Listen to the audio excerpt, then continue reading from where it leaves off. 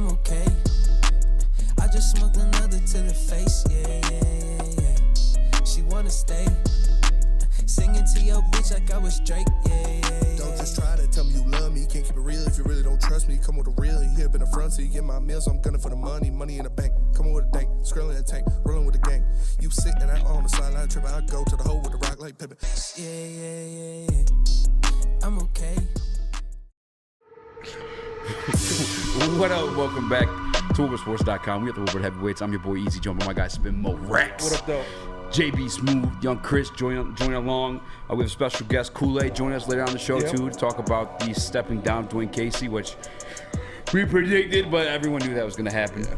Everybody knew that was going to happen. Literally everybody. And it's, the Pistons had media availability today. Yeah. So he's in there talking with KoolAid and JD, James Wiseman. So yeah, we'll see what all those guys had to say about it. Yeah. How they're feeling going into next season. How do you feel about obviously it's shortcomings as a coach here in Detroit, but how do you feel? I guess he's not really going to have that prominent role in the front office. Yeah, no, we'll talk about it. We don't get into it. The biggest thing from this weekend, heading in today, I don't care if you mind, the fight with Israel Adesanya. Yes. Versus Alex Pereira. Put on. Beyond, like, he got put down. Yeah, dude. It was like the moment though. Like, it was a good fight. Yeah, but it wasn't like the greatest of fights. It was just like a great moment. Yeah. I was trying to explain to people from work. Like, I was like, "Did you watch it?" And like, just the whole backstory you have to like explain leading up to it. But he put him to sleep. Night. 2 temple shots and then a hammer fist over top. Jeez. Super necessary. And then he flexed in front of his kid. Yeah, that part. It's legendary. I thought it was savage. I still like. It is. And I'm biased because I like Eazy. Shit. Yeah, fuck it. His kid was flexing on you. Plus, like, your pops just got knocked out, you little shit. Plus, isn't the kid like a teenager at this point too, right? He's like 13, 14. Yeah, like, he was crying and shit. I feel less bad. You're a teenager. Get over it. If you don't know what happened, Pops got slumped. Yeah. So when Eazy fought Alex Pereira in kickboxing, and Alex Pereira like knocked him out while Eazy was getting up and before like the final like, hand raise, whatever. Pereira's kid was like in the ring with him, and he like was mimicking Eazy getting knocked out. It was like falling flat onto like the ground or whatever. So then after Eazy slept his father and left him crying tears, he found him in the crowd, pointed him out, and slumped. Legendary. And he hit the triple arrow. Yeah, how did I forget that part? That was part. cold-blooded. Man's on the ground. Hit him with the triple arrow and the scream. Bro, look at Pereira there. He was out for a minute, too. Yeah. He was out for a while. Yeah. My cousin's girlfriend at Easter was like, I was scared. Like, I thought he was dead. Yeah. Bro was slumped. That's like, the Tua thing. We were called insensitive for being like, oh, he'll be all right, and like kind of like brushing over it. Yeah. You see that shit every day. You know what I'm saying? Like every other weekend we go through some shit like this. Somebody gets slumped that hard in the UFC. Yeah. Throwing up the set. Shit happens. We watch gladiator sport on a fucking weekly basis. Like, somebody getting slumped is not like, oh no. Like, obviously you feel bad for the guy, but he's gonna get up. He's gonna be fine. Yeah. If it's just if he's just knocked out, people get knocked out every day. Like, people get knocked out on live television every week. Like, it's all right. He's gonna be fine. Everything's gonna be fine. Nice. Canceled though. One. Gotta be careful with that one. I'm playing. But the significance too with the 3 arrow shots, the 3 down 0-3 the series versus Alex Pereira. Yeah. And the final one, done. That's why the third one. Headshot. Bang. Dude. And then the beautiful speech afterwards too, like calling out the haters and then encouraging him at the same time. I mean, Izzy's him, bro. You know how many like great moments he's given to the like. I feel like for me too, like the fight against Gaslam, that was like a great moment, a very memorable one. And then the second one too, when he actually won like the actual belt versus Whitaker or unified the belt, whatever you want to call it. And then he finished him. He pulled out the fucking and he wrote like the kill note beforehand too, like Death Note. Yeah, Death Note. Izzy's just giving the sport so many moments, like for sure. I don't know if you want to, Yeah. That shit was hype. Is he tiers of GOAT or just like top 10 like GOATs or guys? He's in the conversation now? Yeah, for sure. I think so too.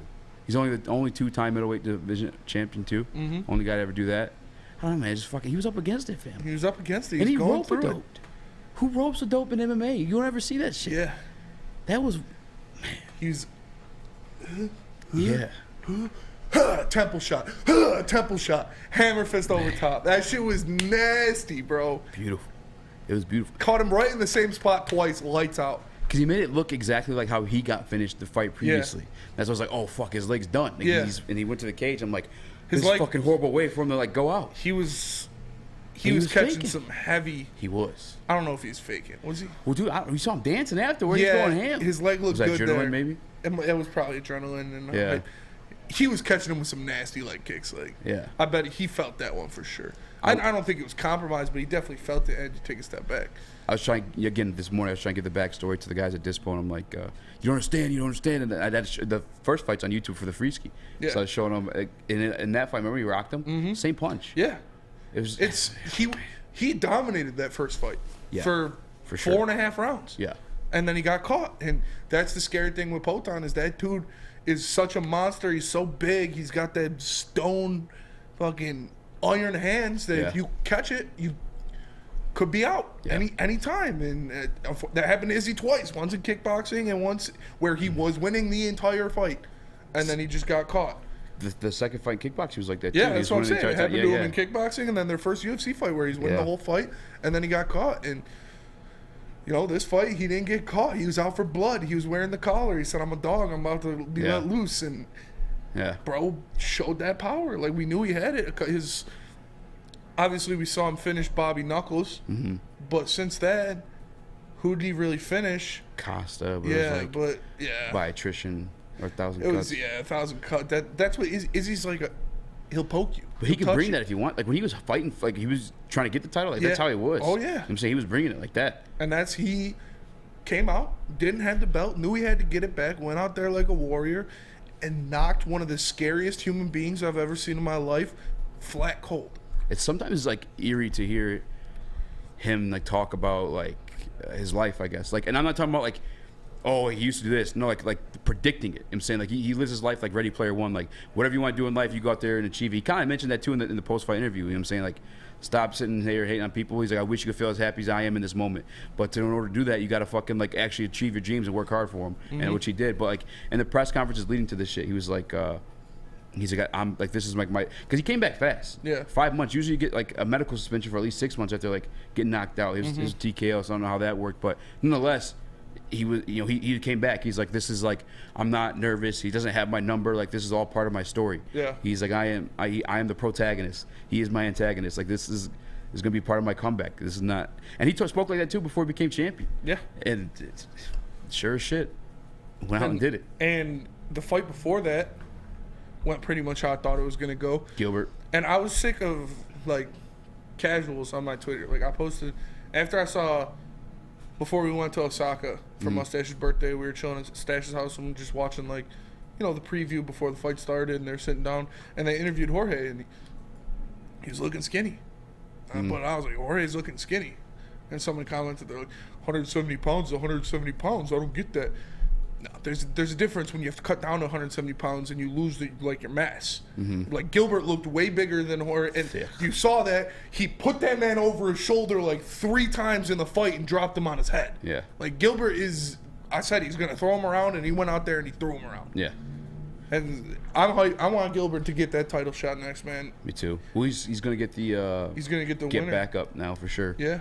Like, same way Colby was like the backup for like the last one. Yeah. Gilbert like demanded it, and Dan was like, yeah. And Leon and Colby, who knows if they're actually gonna fight until the day of the fight, so he might be fighting for the title. That's fair.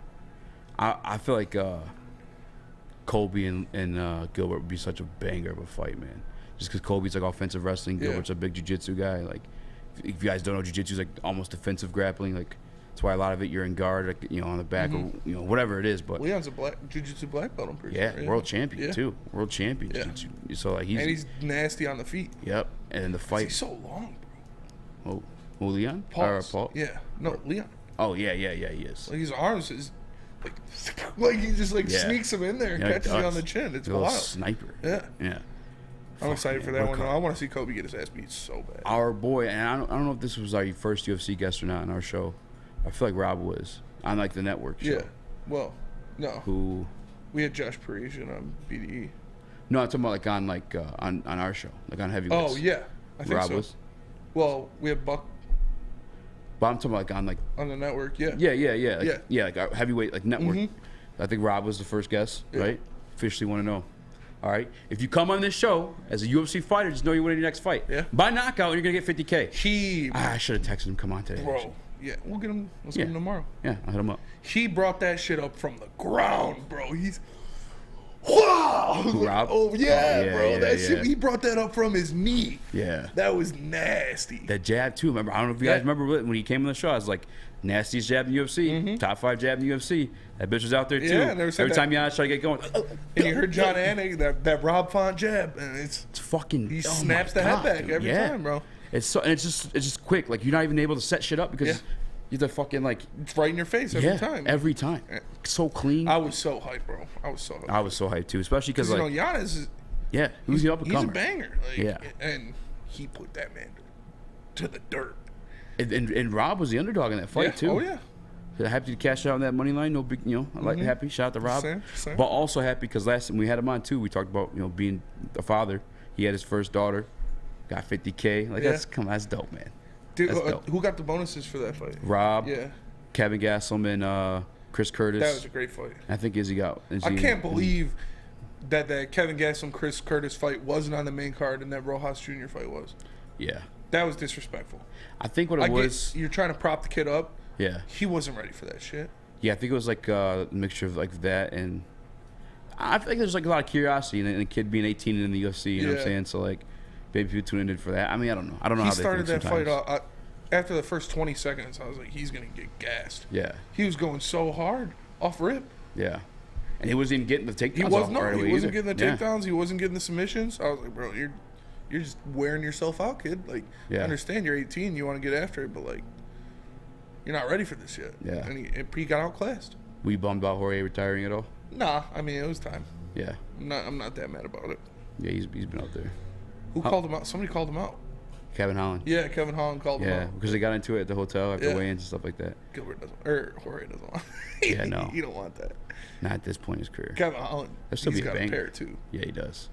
Jorge was seemed like real out of shape too. Yeah, that's what he looked. He didn't look good. It was like Nate Diaz-esque or Nick. I'm sorry. Remember Nick came back? Yeah.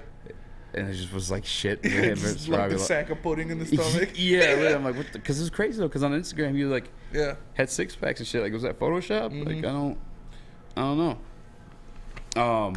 But yeah, we got KoolAid coming on. Talk about the Dwane Casey firing. We're gonna talk about not firing. I don't want to call it that. Stepping down, I should say. Stepping up. Stepping up. Yeah, stepping up into the office. There was a Jeff Okudah rumor. Maybe we'll talk about that a little bit. I don't know. We'll talk about it. But 3-round mock draft from PFF. I haven't seen this yet, so I'm excited to see that. Teddy Bridgewater on Easter, or the day before Easter, the Detroit Lions reportedly made a significant offer for Teddy Bridgewater, which is can mean so many things. Can mean so many things. Can mean so many things. I don't know. I wasn't the biggest fan of that one. Hendon Hooker is going to be in Detroit tomorrow. Yep. That's what's up. Maybe we'll bump into him. And Jalen Carter got lit last night. With the Seahawks, yeah. He was chilling with the heavies, slamming beers. Said he's got to catch a flight. Hella beers. Like, yeah. He took some on the road. He was like, for sure. I'm showing up to Pete. I'm gonna burp right in his face. Yeah. He said, I just can't respect that man. Yeah. His tits. That's what I heard. I heard he hates takes his shirt off. He hates Seattle. He kept asking if we want to do like key bumps. I didn't know what that means either. Really, never heard of that drug. Don't want to do it. Yeah, he said, I don't know what a key bump is, but he was trying to get us to do it right before he went out for his interview with Seattle. So I guess he's not taking the Seahawks too seriously. Yeah, like, Seattle should avoid him at all costs. Seattle should avoid him 1,000%. Like, I heard he said, if I go to Seattle, I'm never driving the speed limit. For sure. He said, I'm going to punch old ladies in Seattle. Yeah. I get drafted to Seattle, I'm just going to punch old ladies. Yeah, I heard that too. I heard he said Seahawks are stupid. Like, it's not even a real bird. Yeah. Yeah. Which I was like, you're great point. Yeah. I've never heard of a Seahawk. I've never heard of a Seahawk. I've heard of a regular hawk. I've heard of a seagull. And so he said. Yeah, and plus, like, is that even like a Seahawk? I think of like a mine. Yeah. Mine. Least intimidating bird alive. Mine. If I was Seattle at 5, I would avoid Jalen Carter at all costs. He doesn't sound like he's interested. He doesn't sound like he's taking you seriously. He said green's a stupid color to have inside of your NFL logo. Yeah. Plus, we had the whole debate, like, is it green or blue? Like, he wasn't really a big fan of that. Come on, like, you gotta be decisive. Like, what color are you? Yeah, he said Geno Smith is a poor man's Russell Wilson. Like, yeah, said he was ugly too. Said he was ugly too. Yeah, so he said Pete Carroll looks like a 70-year-old lesbian. Like, you know, this is Jalen Carter's words, not mine. He said he looked like the boy in the relationship, which I was like, well, he's a guy, right? He's like, oh, I thought he was a lady the whole time. Say, you know, if Pete Carroll chews that gum in my face, I'm gonna slap him. Yeah. He said DK's small. Mm-hmm. Yeah. He said Pete Carroll acts like a lesbian guy. Yeah. With like he has something to prove. Yeah. So if I'm Seattle, I'm avoiding him at 5. At all costs. At all costs. Not drafting. You got a guy like Tyree Wilson. That's a once-in-a-lifetime prospect. For sure. Once-in-a-lifetime prospect. And you signed Jermont Jones. You don't need Jalen Carter. You could get Will Levis. Seriously. Seattle. Will Levis? Are you serious? Like, you're not taking Jalen Carter over those guys. So if I'm Seattle at 5, I'm completely avoiding him. And I'm getting a guy that is going to be a sure NFL Hall of Famer like Tyree Wilson or Will Levis. That's what I would do. Personally. Clash of Kansas. Personally. But let me tell you guys about Custom Health Centers, because are you feeling tired, depressed, or unmotivated? How'd you know? Low sex drive, muscle loss, or belly fat? Testosterone optimization therapy is a safe and effective way to restore your vitality, confidence, and performance, and reduce heart disease. So visit CustomHealthCenters.com today. That's CustomHealthCenters.com. The only sports network in Detroit that starts with a W. You know, because we win. Woodward Sports, Detroit's winning sports network. You don't have to go to the beach, man. You don't have to get your butt crack full of sand. You just need a little chili peppers, man, to get that glowing beach chili peppers tan.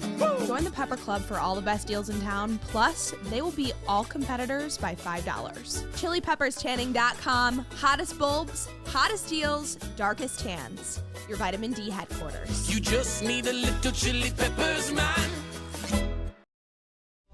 Since the dawn of moving people, Chevrolet has led the way. The world of transportation is changing. At Feldman Chevrolet, we are leading the charge forward. With every electric vehicle, every mile traveled, one Feldman at a time. The company that puts more Chevys on Michigan roads is now the #1 name for Chevy electric vehicles. Can't get enough Woodward Sports content? Head over to woodwardsports.com right now for up-to-date sports articles and great entertainment news. We have the best writers, bloggers, and coverage all at your fingertips. Head to woodwardsports.com right now to experience all Woodward Sports has to offer. What up, though? It's your boy Eazy. Welcome. Jalen Carter's texted me. What do you say? Where can I find drugs in Seattle? Yikes. Yeah, it's tough. Wouldn't draft him. I already said it. You know, if he's getting Seattle, he's already got the down payment for a Hellcat ready to go.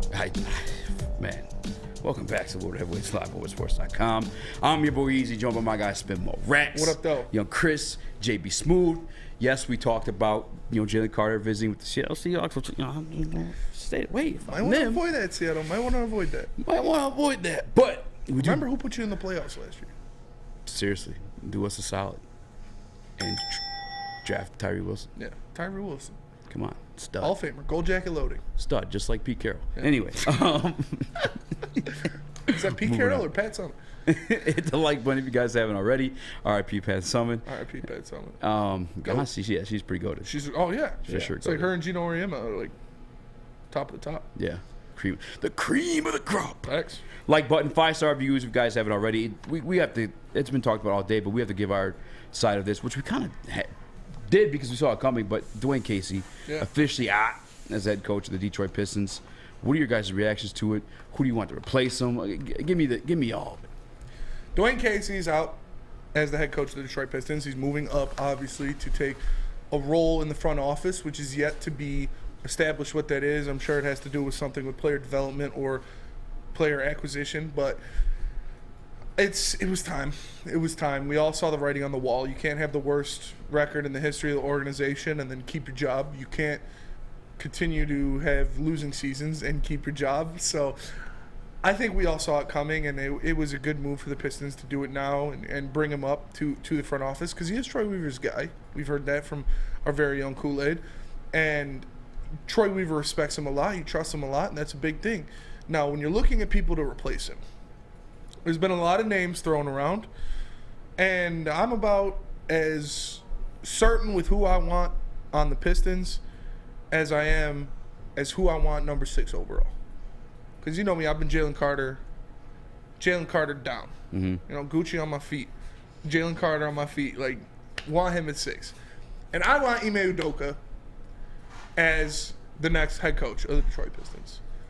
I think, first of all, he pulls hose. Like, that's a plus. Second of all, he's a good coach. He was instrumental in the defense in San Antonio improving. He was instrumental in the development of the young players in Boston and then took over and took them to the finals. This is a guy who has done it.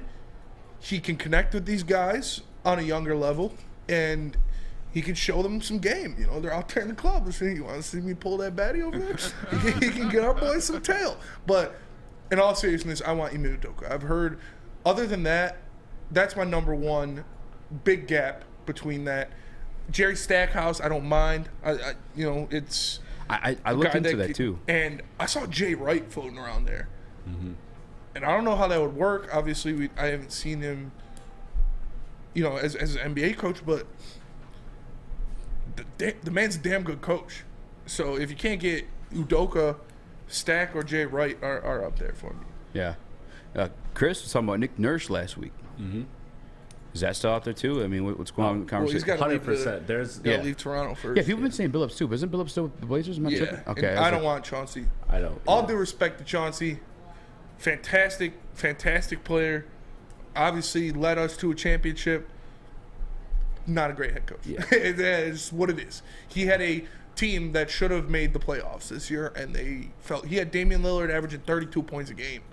In a terrible Western Conference. Yeah, in a terrible Western Conference. Jeremy that Grant. was wide open. Jeremy Grant, Anthony Simmons. They traded for Thibault. Bless you.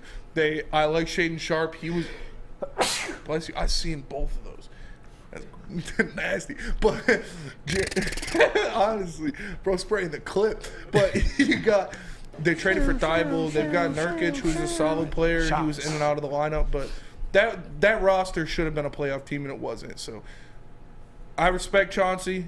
I love Chauncey for what he did for the city and for the team, but I'll pass on him as the head coach.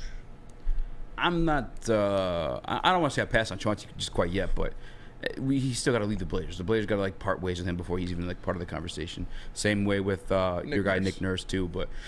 Stack, I was looking into a little bit of that too. I remember he told me that was he coaching in Purdue? Am I mistaken? Vanderbilt. Thank you. Not the greatest record, but still the best seasons they've had in quite a long time. And Stack's have been a big part of that. I don't know if it's due to him recruiting or whatever, if it was just straight up coaching. But you guys know how I feel in that situation either way. I'm not a big proponent of coach did this, coach did that. When a lot of these situations are, you look at it's talent. Talent driven league. It just is. Coaching can help when you're lack of talent. You have the X and O type coach, or you have the type of coach that Chris is talking about too, in which I see Ime Udoka in the same light as more of that get the best out of you. What do you have available? Yes. And I think Ime Udoka is that. I honestly think that's what we would need here in Detroit with the amount of talent that we have. Yeah. Big Udoka energy for sure.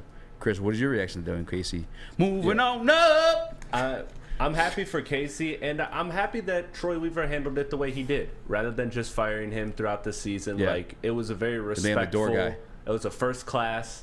It was a first class move, and he's it's an usher at LCA now. He's the new dancing usher. Bro, show the man some respect, bro. He's at least a parking lot attendant. Dancing usher is more credit than parking lot attendant, no? He's slinging glizzies. No, sorry, Chris. It'll be player development, I'm sure. Yeah, something along those lines. What were you going to say, though, Chris? I apologize. Yeah. I sat with it more this weekend. I looked at the candidates that they were looking at. So some to name a few were Chris Quinn and Charles Lee. Sean Sweeney I also saw in there as well.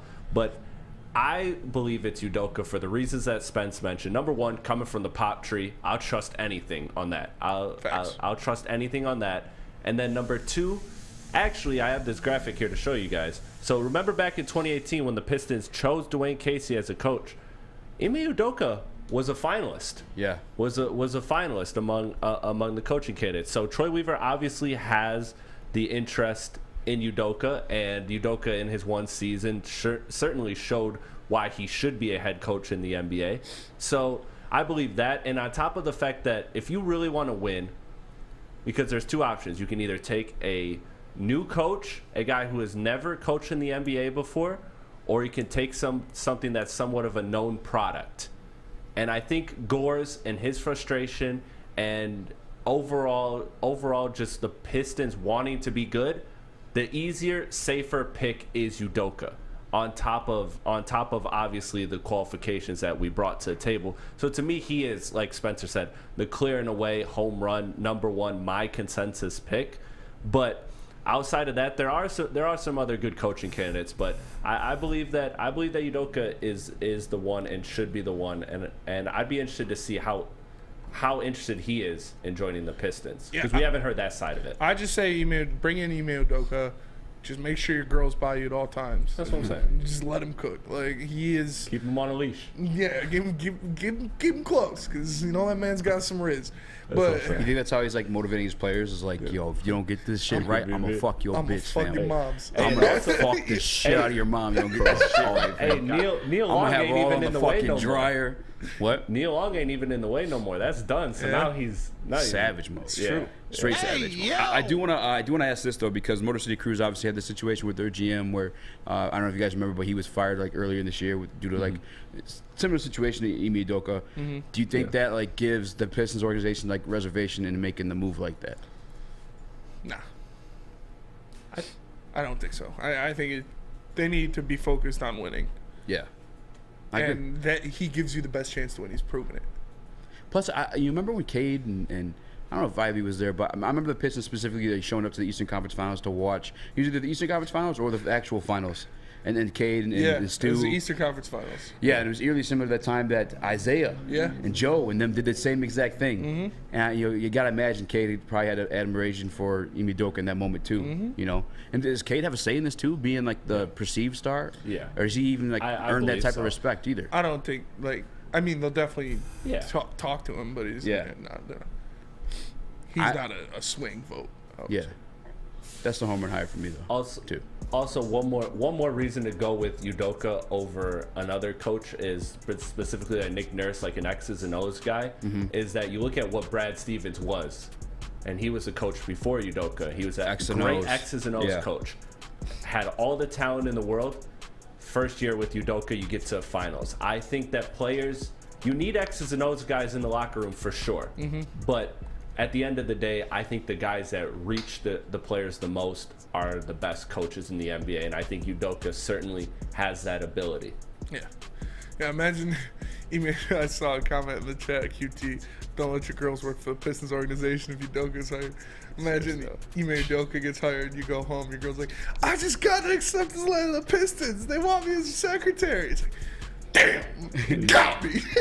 She for the streets. She's for the streets. She's for the streets. Pistons said they want me as their administrative assistant. Fuck! You know what's crazy? Want me as assistant to the assistant manager. You know what's crazy? I'll take it a step further. I'm not letting my girl work for any of the 4 downtown teams. They're all so close together. I'm not letting my girl go to no games. Hell no. If we're going to a game, we're sitting in the bleeders. Ain't no courtside seats around here. Like, we're sitting in the bleeders if we're going to a Pistons game. Closest we're getting to Detroit is Ferndale. Yeah, facts. You're not going... No Rocket Mortgage, we're going to UDM. Like, shit ain't happening. Shit ain't happening around here. As long as the Pistons win, I don't care. I'm good with it. Well, I hope they address their defense. I don't know how to segue. They definitely got to address their defense. You got to defend your girl if Ime Udoka gets hired as a Pistons head coach. And the good place to do it is Guardian Alarm, because Guardian Alarm will offer you customized solutions from real experts. Their professional technicians take the time to recommend security and automation solution specific to your needs. They also have 24/7 professional monitoring. You can call them anytime, day or night, and know a Guardian Alarm team member will stay on the phone as long as needed. And of course, they have technology backed by people. Your safety and security deserves technology. It's been proven to work, and people who have been proven to care. So call them at 1-800. Stay out. That's 1-800. Stay out. right now and let them know Woodward Sports sent you. Woodward Avenue, the first paved road in America. Woodward Sports, the first sports network born in Detroit and made for Detroit. Introducing the Planet Fitness Guide to getting that post-workout glow. Step 1, what's your why? More epic energy? Better sleep? Blow off steam? Step 2, join Planet Fitness for just $10 a month and get moving in our clean and spacious clubs. Step 3, bask in that post-workout glow. Join Planet Fitness today for just $10 a month. Join today at any of the 50-plus Detroit area locations. It's a great day to get some Centron in your life. Okay. There it is. Centron, here we go. Gotta grab the cranberry. Oh wait, it's 2 for $4. Gotta double up with the classic as well. Centron World, baby. Centron, available at select Kroger's, and if you wanna know how, go to @CentronWorld.com. You get dope like me. You know what? Why wait?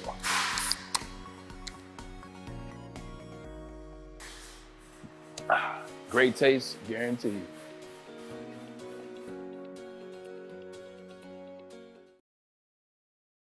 You have an opinion? Make sure it's seen and heard. Corner, jumper, tweet us, hop on the YouTube chat, slide in the DMS at Woodward Sports on all social media. What up, though? Welcome back to WoodwardSports.com. I'm your boy Eazy, joined by my man Spinmo Rex. What up, though? Young Chris, JB Smooth. We are the Woodward Heavyweights live Monday through Fridays, 5 through 7. If you guys haven't already, please hit that like button if you're watching live. And you listen to us on the audio platform. What'd you say? Why wait? Why wait? Leave us at that five star review. Either way, time to get in some football. All right. Something happened this weekend, Easter weekend. Teddy Bridgewater was rumored to become a Detroit Lion, or at least was. I love Bridges. Offered a strong offer from the Detroit Lions to join them. Yeah. Which I don't know what that means. I don't know if it's true. It's cryptic as fuck. I'm like a point forward. I don't know where I'm looking for, but I was not a fan of that news. Yeah. It was. Really? No, not at all. Only because like a 1-year deal. Well, the news before ahead of the draft, like I'm not, like, why'd you bring back Nate Sudfeld? You know what I'm saying? Like, yeah. I don't know. Like, I guess like if a team wanted to jump to 6th, it's ahead of the Raiders, who are also rumored to be looking for a quarterback. Like, or even like us, if the team was wanted to just trade with us for like quarterback too. Like, I don't know, man. I'm not a big fan of making those signings before the draft. I'd rather speculate that Detroit's going to draft a quarterback all you want, because once you do that, it's close to the Chase Daniels deal. Yeah. You know, like once Chase Daniels was made the highest paid backup quarterback, which is wild, by the way. That was the dumbest shit ever. Dumbest shit ever. Like, if you were to make a highest paid backup quarterback, it's not Chase Daniels, in my opinion. That was weird to me, but it was similar to that, in my opinion. But I can't hate how much Brad does. It usually works out in his favor. Yeah. But the news was that was my initial reaction to it. Yeah. I personally love Bridges. Mm-hmm. You know, they take you from one place and put you in another. Yeah. They take you over water. And bridges are awesome. You know, Golden Gate Bridge, Ambassador Bridge, Mackinac Bridge. They're great. They're great. Quarterback bridge. Yeah. Bridge quarterback. Bridge to Terabithia.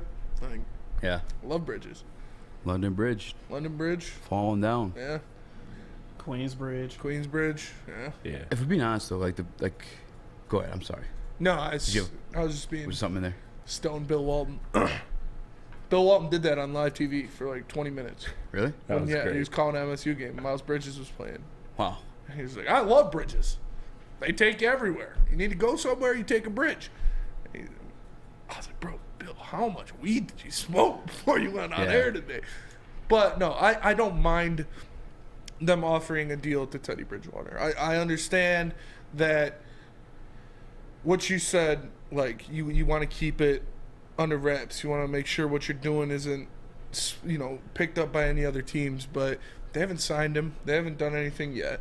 Mm-hmm. So I'd rather have Teddy Bridgewater than Nate Sudfeld. No, for sure. If Jared Goff goes down, God forbid, for a game or two with an ankle or a rib or a finger or something like that, and you need someone to start and win you a couple games, I'd much rather have Teddy Bridgewater starting than Nate Sudfeld. 1,000%. Every 365 days a year. Mm-hmm. But then why'd you bring back Nate Sudfeld? You know what I'm saying? Like, that's true. I don't know. I mean, I feel like he's expendable when you sign like $1 million contract. Like, I'm not familiar with I'm not familiar. Actually, JBQ pull up the deal that Nate Sudfeld signed. I'm curious. Nothing but crazy. You're right. Sure. But I will say this too about Teddy Bridgewater though. He had a capable team in Miami. He had tons of great pieces around him. Yeah. With Jalen Waddle and Tyreek Hill. Mm-hmm. Like, I'm not the biggest fan of Tua Tagovailoa, but like, he produced honestly really well with that receiving core. Yeah. Teddy Bridgewater, he was did get good hurt. when he started in Minnesota. Like, everywhere he's gone, he's got an opportunity. It's been like, yeah, all right, Well, I'm talking about Teddy didn't do shit with the Dolphins though. He wasn't bad. He wasn't good. Yeah, he wasn't good. I will say though, I feel like he did have to leave early in both games. Oh yeah, he got lit up a couple times. But I mean, look, like you said, I still rather take that over Nate Sudfeld. Yes. I mean, no one even knows what Nate Sudfeld's even capable of. I mean, he got cut. We picked him up after he got cut. I mean, it's not a terrible contract. 1 year, 1.6 mil, 100 mil guaranteed. Okay. Yeah. That's 400. That's something you could just toss in the super fire. cuttable. 400 signing bonus. Yeah. But even then too, like again, like if you're at least pump faking that you want a quarterback, because you could have made the Bridgewater signing over Nate Sudfeld earlier in the year. I don't know what actually I think the that's fine a bigger details of the situation. But still, that's excuse me, still something you'd see through. Like if you sign Teddy Bridgewater at any point, that's probably like, all right, they're not grabbing a quarterback early. Yeah. Well, I wouldn't necessarily say that, but because he's still like a backup option. You know what I'm saying? Like, if you drafted somebody as raw as Anthony Richardson, I would rather put a Teddy Bridgewater in the game. Oh, yeah. Versus Anthony Richardson. Yeah, for sure. Because he's just that raw of a prospect. Yeah, but even then, like it raw. if I'm pretending to like Teddy, or not, I'm sorry, not Teddy, but any of these quarterback prospects, if I'm still flirting with the idea of drafting it, or I'm teasing that, or putting up those type of smoke screens, like it's beyond like maybe somebody moves up to that 3 spot just to beat us to get to a quarterback, and then maybe the guy you truly want. Because obviously he's looking like they don't want a quarterback, right? If it's talking about signing Teddy Bridgewater, it gives you 3 quarterbacks on this roster, then that drops that guy further to you. You know what I'm saying? Yeah. That's where I'm at with it. I just don't think it's a great move in that aspect. But I could be overthinking it. Maybe. Yeah, I think you're don't know. overthinking it a little bit. It's not like they went out and made him the highest paid backup in the NFL. Yeah, and I'm not even saying like that, but I'm just saying, like, again, for somebody that you actually want to fall to you, like, your odds increase. Well, obviously when other teams think that you're going to take a quarterback and they want to beat both you and the Raiders to them, maybe they move up to 3, and now the guy you truly want, another space Slotted drops. down another You know spot, what I'm saying? yeah. But I mean, we'll see. Chris, I know you had your hand up. Guys, I think you're missing the point here. It is to protect the weak-minded mental of Jared Goff. What? They're getting rid of the idea of a bridge quarterback. Yeah. They're getting rid of the idea of developing and grooming a quarterback. So they're like, let me sign this backup quarterback so little Jared Goff can be very comfortable and know that his job is safe with the Lions forever. It's to protect his weak mental makeup. Damn, dude, those are fighting words. Yeah. You're savage. Fuck, man. Dog walking. What happened to you today? Yeah, dude. Did you get laid for the first time? Never. Oh, frisky. Never. I don't think that came out the way you intended it to. Proud member and no bust. What the hell was I about to say? There's 6 teams that contacted the Arizona Cardinals about moving up to 3. There's rumors that the Detroit Lions are one of them, which obviously if looks like they're not as interested in a quarterback as we once were led to believe, or that we believed. Maybe not led. Well, that's what you think. That's what you think. That's what you thought. Maybe it's just Brad Holmes paying off a reporter, saying, "Yeah, we offered Teddy a fat deal." Put that out there for that reverse psychology. Yeah. Told Teddy Eazy would share his girls with him. Yeah, facts. Put in a good word for him. Put in a good word. I'd sign for the minimum. But I mean, maybe I'll say this because this is kind of juicy, and it's like it's not confirmed officially. But again, there's 6 teams inquired with the Cardinals about making the move up. The Detroit Lions were rumored to be one, and obviously, if the Teddy Bridgewater, signing or them going after him means that they're not taking a quarterback, then who are they trading up for at 3? Will Anderson. You think so? Yeah. Yeah. Definitely. I definitely could see that. I don't think they're trading up though. They called about it. Yeah. Just acquired. Maybe it's just him doing his due diligence. It's him doing his job. But I was thinking though too, like if it's just him doing his due diligence, like is it just like are there only 6 guys that are like smart enough to at least do due diligence, or like is there truly like interest there? Because if only 6 teams did it, I feel like if due diligence was like a part of that conversation to be more than 6, right? Phil's Dilly dude. Yeah, like why? Who else is Dilly doing it? Yeah, if you up the boogie, like ball with the ball. Ball with the ball. The bang, the bang. Yeah, Diggy. I think there's genuine interest. I mean, he does have the capital to do so. The multiple for second-round picks. I mean, you're only moving up 3 spots. We saw like the amount of, again, depending on how you view DJ Moore, but the little bit it took to move from 9 to 1. Yeah. But also too, like I could see for Jalen as well, just because Seattle's there as well. Yeah. They obviously like defensive linemen. They're visiting with Jalen Carter. Was it today? Yeah, today. He just went to the plane after we were drinking. Oh yeah, you're right. You did tell us. I was wasted at that point. I was pretty hammered. He was like, bro, drop me off at Metro. I was like, he said, I'm not allowed to drive anymore because I speed too much. I was like, all right. Yeah. He pressured me into driving him. Drunk. After I was hammered. Yeah. That was pretty unfair. It was pretty uncool. Not a good role model for Seattle children. Just saying. Yeah. But yeah, I mean, I maybe that's a whole segment in itself, or we'll get to it, but we'll see. Dilly doos up chucking boogies. Would you be mad if they moved to 3? I just want them to get Jalen Carter so bad, dude. Would you be mad if they moved up to 3? No, I'm not mad at anything he does, bro. He can do whatever he wants. Till shit doesn't work, then I'll be mad. With the Teddy Bridgewater thing and like knowing how like, well, I don't know, like where are you at the golf thing now too? Like, are you like, this is a whole fucking conversation. Let's go break early. Yeah, bro, you're asking me 12 different questions. I got 1 minute to answer. What'd you eat for Easter yesterday? Ham. How do you feel about that? Whack. Let me tell you guys about Big Boy, because Seafood Fest is back at Big Boy. Catch it while you can until Monday, April 17th. Some favorites like the shrimp Alfredo, shrimp stir fry, and new fish sandwich.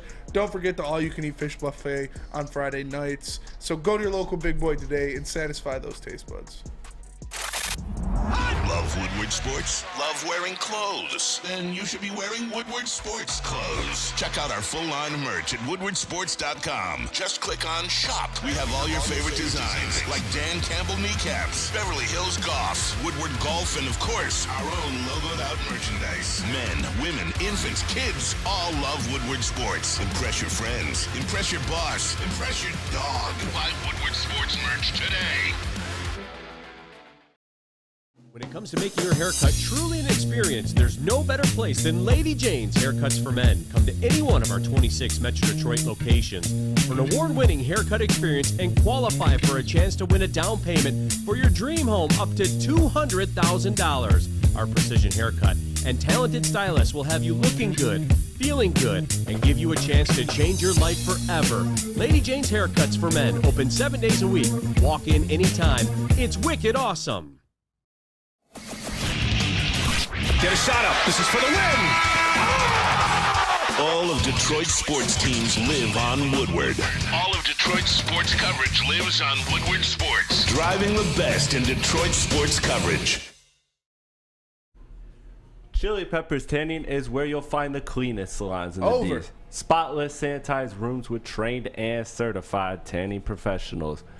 Join the Pepper Club for all the best deals. They beat all competitors by $5. $5. Wow. And while you're there, you can pick up Australian Gold, Designer Skin, Caltan, and Swedish Beauty Lotion. Okay. ChiliPepperTanning.com. The hottest bulbs, the hottest deals, the darkest tans. Your vitamin D headquarters. Head over to ChiliPepperTanning.com. What up, though? Welcome back to WoodwardSports.com. I'm your boy Eazy, joined by my guy Spin Mo Rex. What up, though? We got young Chris in the TD booth, JB Smooth, the ones and twos, and we are the Woodward Heavyweights, live 5 to 7 Monday through Friday. If you guys haven't already, please make sure you hit that like button. If you listen to us on audio platform, you know the drill. 5-star review. Why wait? Before we went to break, we kind of discussed the whole situation with Teddy Bridgewater, because it means just so many things to me. And it also correlates with another story that kind of broke. The Detroit Lions rumored to have inquired about moving up to 3. Who are they moving up to 3 for if they're making strong offers to a quarterback? Because obviously it's not quarterback. That was the theory I had last week, is if they do move to 3, I think it's for a quarterback, because it almost feels like Jalen's going to fall to you at this point. Yeah. The Lions were the favorite to land. look out for. Seattle. Yeah. Yeah. Maybe and Cardinals. We know how he feels about Seattle. Yeah. Chris, we raised your hand already. What's up? Just a quick question on that. So then, could the Teddy Bridgewater thing just be like, say you are moving up to 3 to take a quarterback like Anthony Richardson, and the deal is at like a stalemate basically. Could that then be just Brad Holmes kind of flirting with that idea to kind of saying like, hey, I'm not really going to another level. This is where I'm at. I'm drawing the line in the sand. Could it honestly be that? 100%.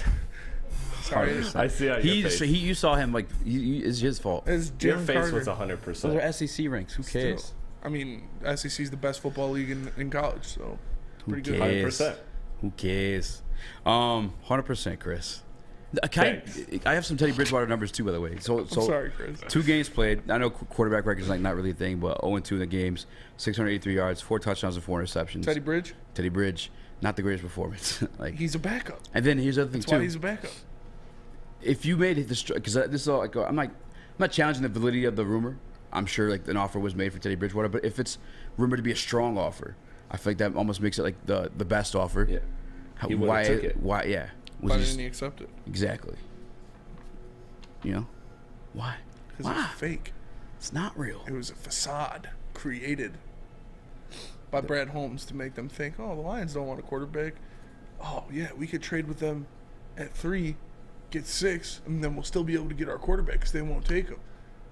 Then we go up to 3 and we take that quarterback. And they're like, damn, you got me again. Me following that story. Yeah. So they said they want him, but they really don't because he would have been here if they did. No, it makes sense if they offered him a deal. But if it is a strong offer, I'd like to see what a strong offer means. That's kind of vague. Is it $10 million? Is it $5 million? What are you offering him that's a strong offer for a backup quarterback? Yeah. Cause I can see it. Again, the Nate Sudfeld signing is the part that makes it like I don't want to say distasteful. I don't know. Where it just doesn't sit right with me, man. I don't have an issue with Teddy, and I think Teddy would obviously be like the best backup quarterback for you. But what are we doing if we're like bringing back Nate Sudfeld? Why didn't you make this offer like earlier? Or was the offer made and this is like late to be reported? I don't know. Nate Sudfeld's cuttable. He's expendable. I think you're thinking too much about Nate Sudfeld. I mean that's fair, but no, he doesn't matter. That's an open roster spot. I guess this is why waste your time. They're showing Jalen Carter highlights. Yeah, stop. I need you here with me. I'm getting bricked up. Like, the guy's a menace, dude. Can't wait to see you on draft night, Daddy. I can't wait to see you on draft night, Daddy. But again, I guess going back to the rumor of Detroit Lions moving up to 3, it's obviously not for a quarterback if they're talking about signing Teddy Bridgewater. If it is, if that is true, valid. Yeah.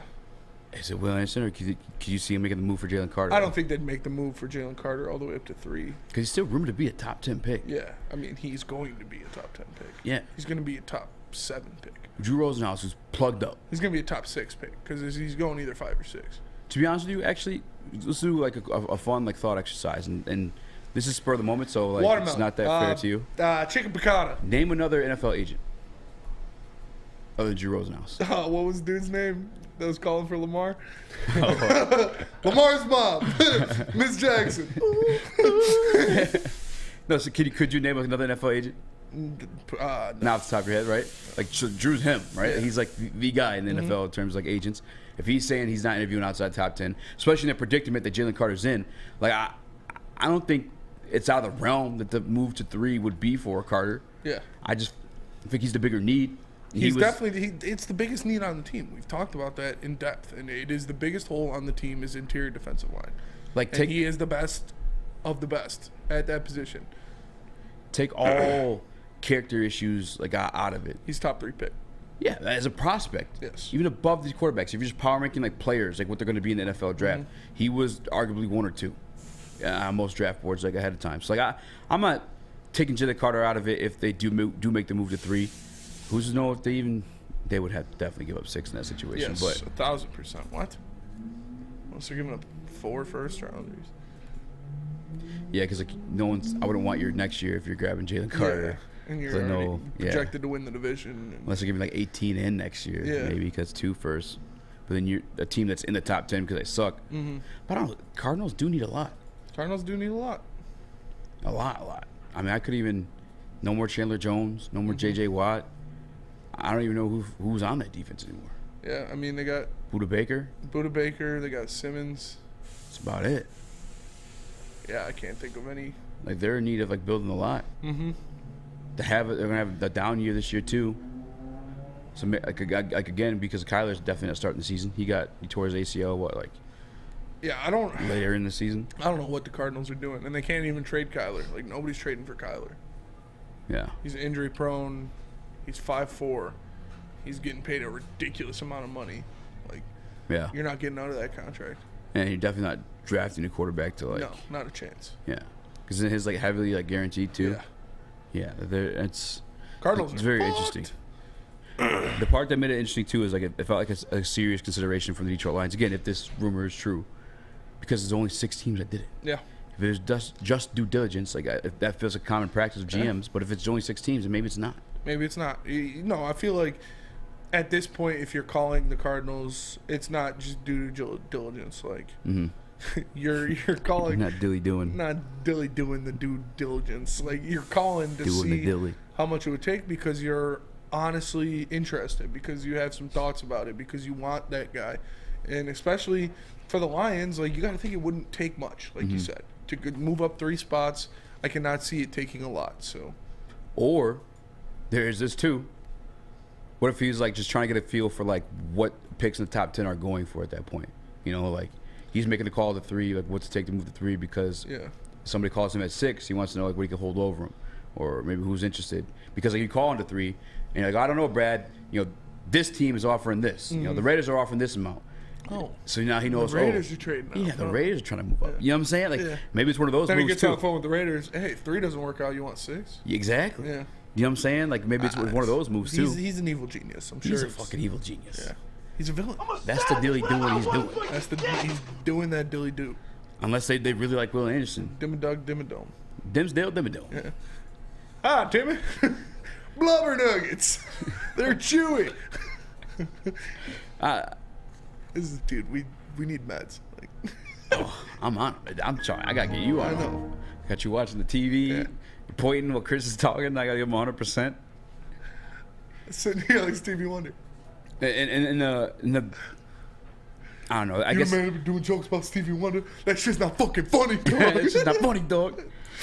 The one I would hope it would be, I guess. Maybe again, if I would have no issue if they moved up to 3. To be honest, would you be pissed if they moved up to 3?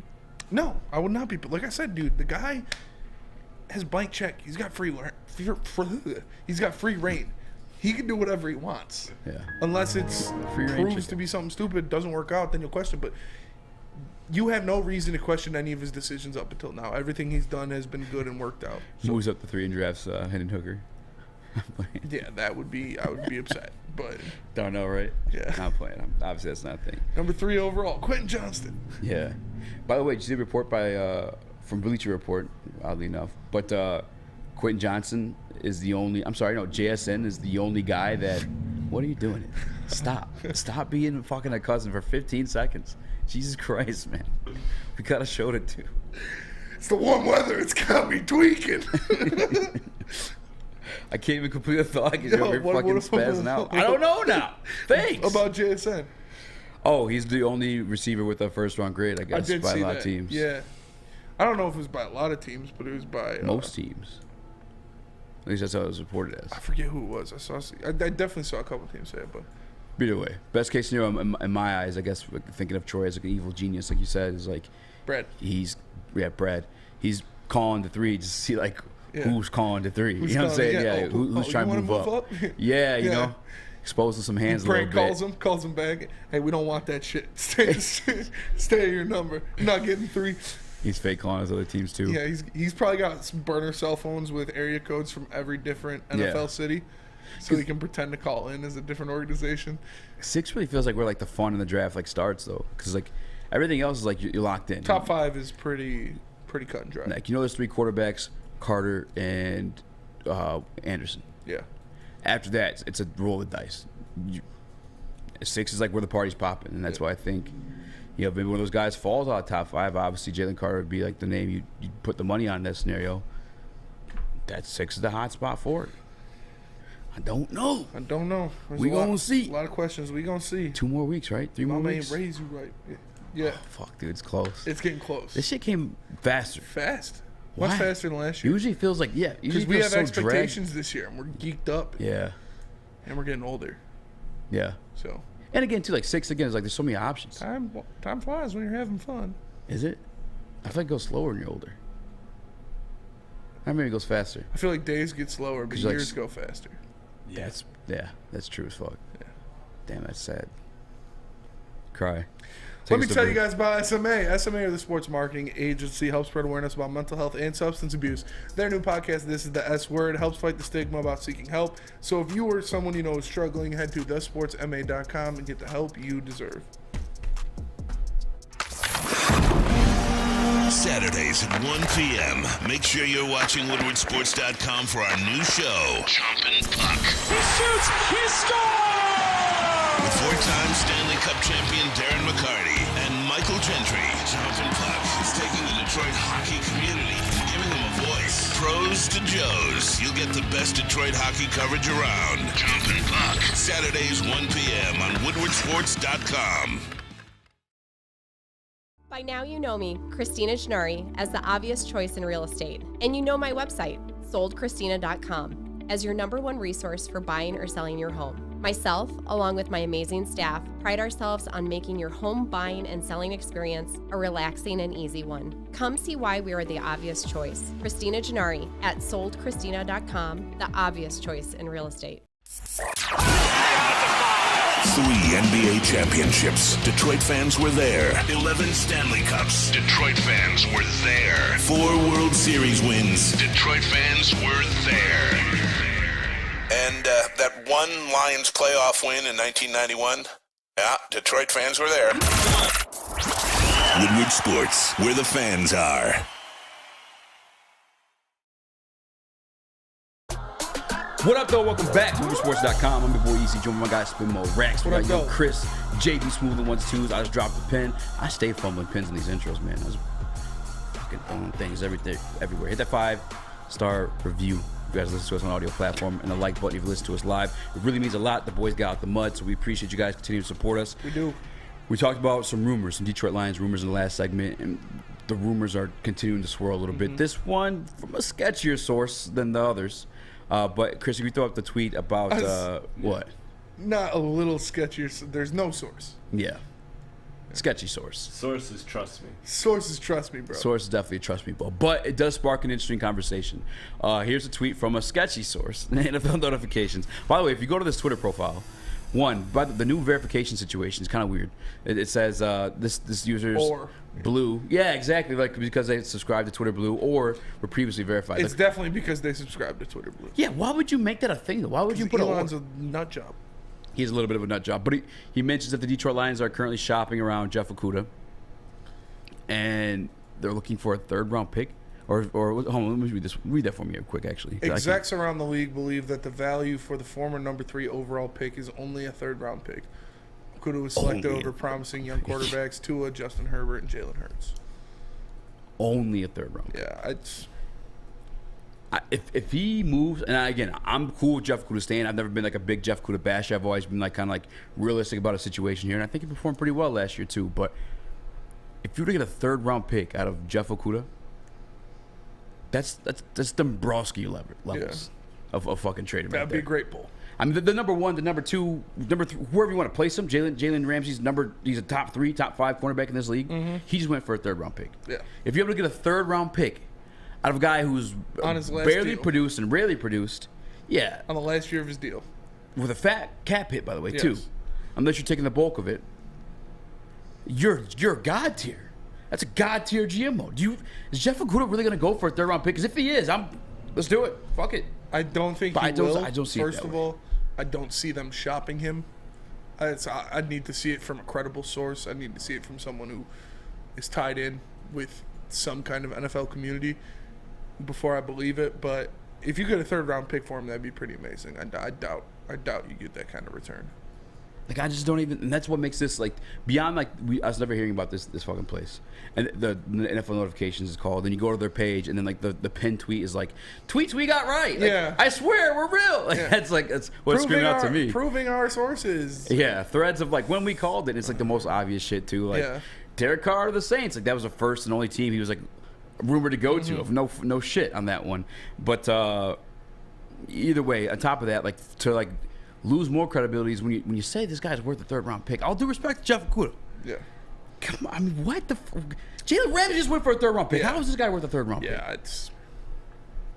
I don't think this thing's real. Beats me. I don't. And then I saw people talking about the Rams, like. The Rams making the move for him? Yeah, why would the Rams do that?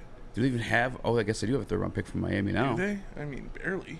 Yeah. Yeah, but why would they? But they would also want as many rookie contracts as they. Yeah, so can you're trading get. Jalen Ramsey for Jeff Okudah straight up? And again, too, like the cap hit of it all. If you're trading for him, and I'm not curious if this is like a real thing too. I think it is actually. I don't know. But in NFL, if someone is traded before like a fifth-year option is picked up, oh no, because actually the Vikings picked up TJs, didn't they? So they actually still get the option for the fifth-year option.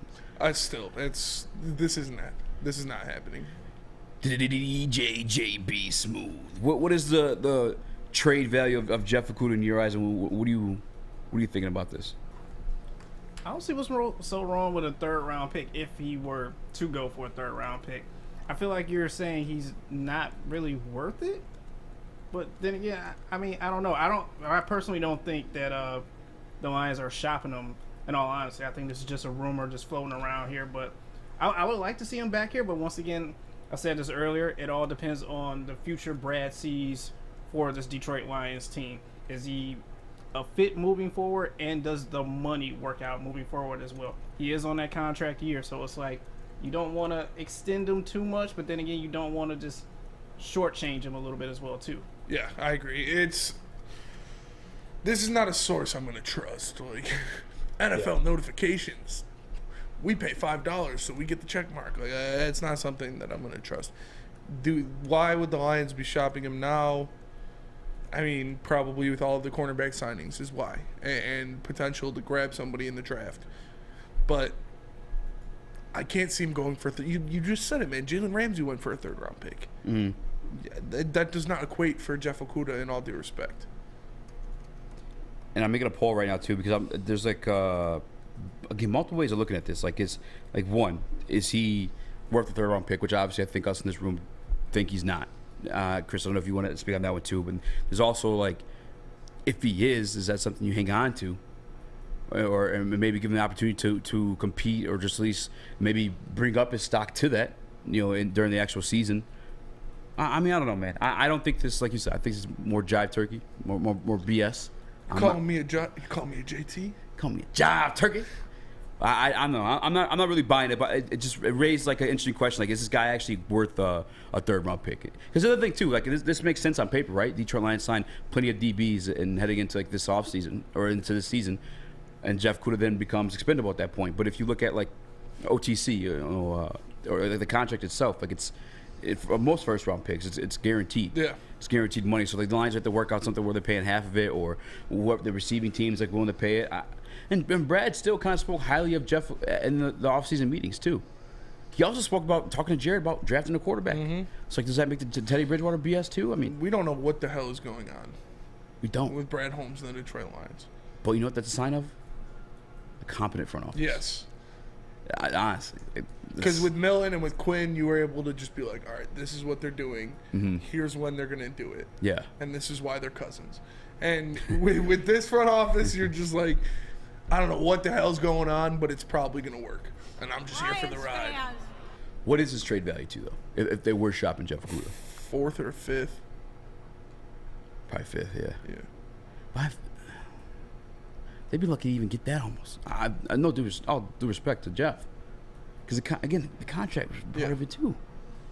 But, again, look at the dead cap money. Like, the Detroit Lions would be responsible for majority of it. Mm-hmm. If they did take on more, maybe that makes the draft pick higher value. I mean, I don't know. What do you think his value is, JB? I know Mark getting a trade. Late 3rd, 4th round pick. Oh, so you think they get a third out of him? Just a late 3rd, yeah. Yeah. I can see it. I don't know, man. Miami's working with late thirds, and they just got Jalen Ramsey. He's getting paid a lot more than Jeff Okudah. And he's older. I get it. But what has Jeff shown you to be worth the third? I don't believe this report. Yeah. Like I don't know, I'm just asking for like value. I'm saying like, what is his value? Yeah. You know what I'm saying? Because if it is a third, then maybe I'm cool to like. I don't think they're gonna trade him. Yeah. If they did, I get it. Like you have 6 and 18. Yeah. If you're not maneuvering one of those to move up to wherever in the draft to get whoever, if you're sitting at 6 and 18, you have an opportunity to take a corner at both spots. And in my opinion, like a damn good corner. I think Joey Porter might be there at 18. Obviously, you have your pick of the litter at 6. You're probably be the first team to take a cornerback off the board at that point. Mm-hmm. But definitely would be. But if it's if it's what JB's talking about, late third or high fourth, whatever you want to look at it, then like, sure, I'm making calls. Yeah. Why not? Like it's like Stevie Y did this year. And he's point blank. He's a savage, by the way. But Stevie Y in the presser, he was like, I'm not going to lose these guys for nothing in free agency. And if you're not picking up Okudah's 5th-year option, then it wouldn't make sense to trade him. Yeah. As much as you may hope for him to become the 3rd overall pick that you once expected him to be. And by the way, this wasn't Brad who made that 3rd overall pick. This is the dipshit regime that made him the 3rd overall pick. The Cousins show that made him a 3rd overall pick. Brad may not see him in that light. You may see like a potential to be like a starter or something like that, but obviously not 3rd overall pick at this point. I don't think anyone would say that. Maybe it's Jeff and maybe like his best friends, and but that's it. I don't know. I agree with that. Like, you don't want to lose him for nothing. Get something out of him if you can, but I don't think they're openly shopping him.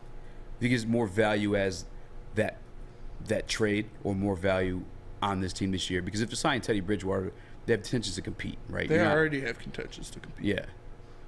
I think he has value on this team this year for sure, but is there more value in like having him on this team and competing and losing him for nothing? No. Or trading him for that There's fourth? more value in trading him. Yeah, I think so too. Especially if you're talking like 3rd or 4th, I think there's definitely more value in trading him. Yeah. But anything less than that, I almost would rather have him on this team.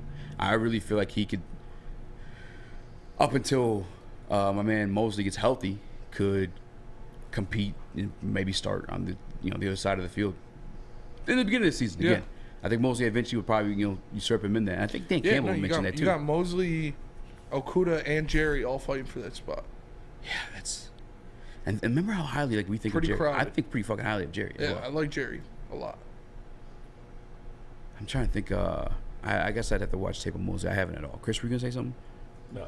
I know. No, I just agreed with you that it would be a 5th round. Somewhere along. Yeah, would be his value to me. And then would you rather have that 5th round pick, or would you rather have him on this team while you're going to battle each week? Have him on this team easily. Mm-hmm. NFL is a league where injuries happen, things happen, and any given Sunday we've seen. Why am I blanking? Who's the cornerback who really struggled in the game against the Vikings? It wasn't Okudah. Monty Oruwariye. Yeah, Oruwariye. Yeah, and season. So it's nice to have a guy like Okudah that say he's not getting tick at that point in that game, but you can throw him in there and you can expect a little more competency. So I just believe that anything a 5th or lower is just not worth the value of losing them, especially when you have real expectations this year for the first time in a long time for this franchise.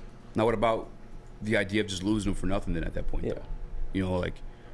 Yeah, you keep him to compete, but then you also lose him for nothing because you're not bringing him back. Maybe. I don't know. I mean, of course, you always want value, but I'm good with keeping him on this roster and letting him walk this year, if it means 1, maybe 2 more wins in a season. Like, can he have one game where he impacts the game enough to win? I'm not saying dominate, but can he cover for 2 games while a cornerback misses some games or something like that? That to me is more worth it. I guess having this conversation or thought exercise, however you want to look at it, I am starting to lean. And again, remind you, I don't want to say I'm a Okudah guy, but I was always given a chance. I still have a chance for him. You know what I'm saying? And again, I'm not expecting him to be a number 1 shutdown, lockdown cornerback in the league. Mm-hmm. I expect him to be a 2. Be what he was in the first 4 weeks of the year. The last year. Yeah, first 5 weeks. Exactly. He was playing well. And he was asked to guard the best guys typically, and he did a good job against Tyreek Hill too. Mm-hmm. It's just with that whole yeah, exactly.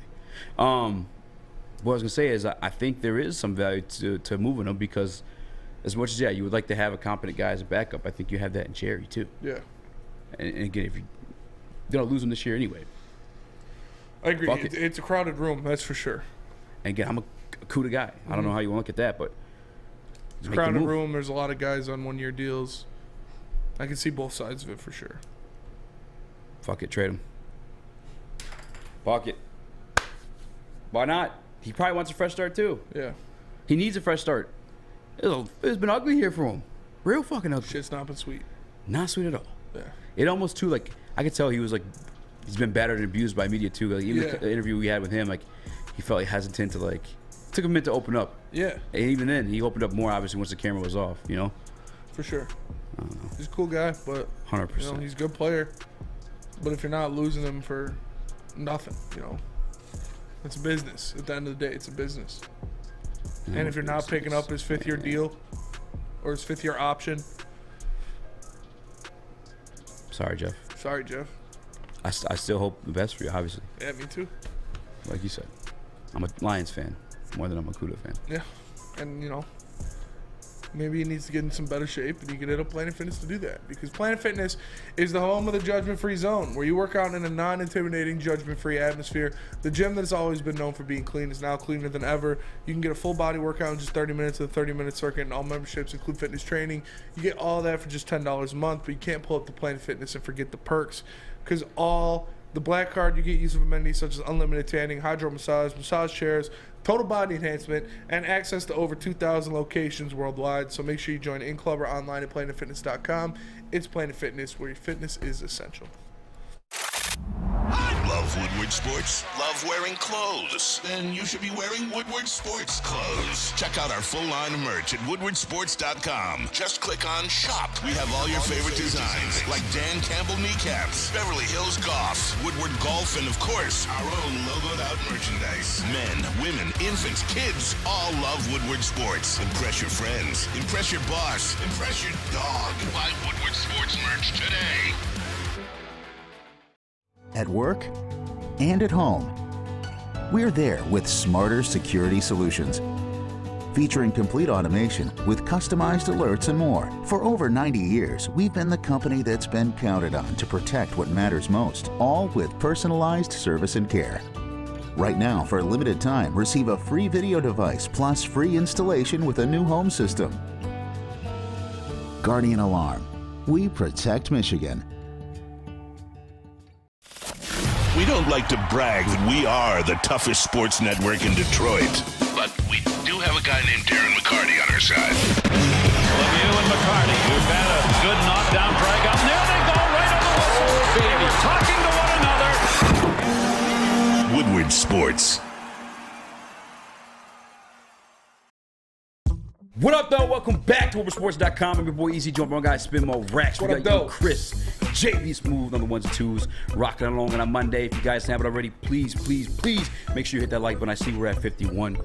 I want to be at 100, guys. It's 200, guys. You're in the chat watching live. If you're watching after the live show on a podcast platform, please make sure you leave us a 5-star review. 5 stars. 5-star. Saw a couple comments in Woodward Sports chat mentioning, you know, Chris Sims had A.J. Terrell ranked over Jeff Okudah, Yaze Blase. I just want to, everyone has bad takes once in a while. You're going to have it, especially like us. You do a daily live show, you're a conveyor belt of opinions. Some of them are going to be wrong. Yeah. It's going to happen. You're going to say stupid shit, too. Mm-hmm. But with Chris Sims and Zach Wilson, at once upon a time, ranked over Trevor Lawrence. Yeah, that's just... And mind you, too, I like Hendon Hooker, too. But mind you as well, I was like, how I had Hendon Hooker this year, too. Like, I don't know, Chris Sims, he's good at what he does in terms of, like, speaking, articulating, and, like, making believable points. But they hardly come true. I wouldn't, My fellow Americans. My fellow Americans. Speaking of Hendon Hooker, actually. Speaking of Barack Obama. Damn, that's where we're going. That was speaking of Barack Obama. I did the... You did that this weekend during interviews. I peeped it. Really? I was getting ready to fucking edit a couple of those from opening day.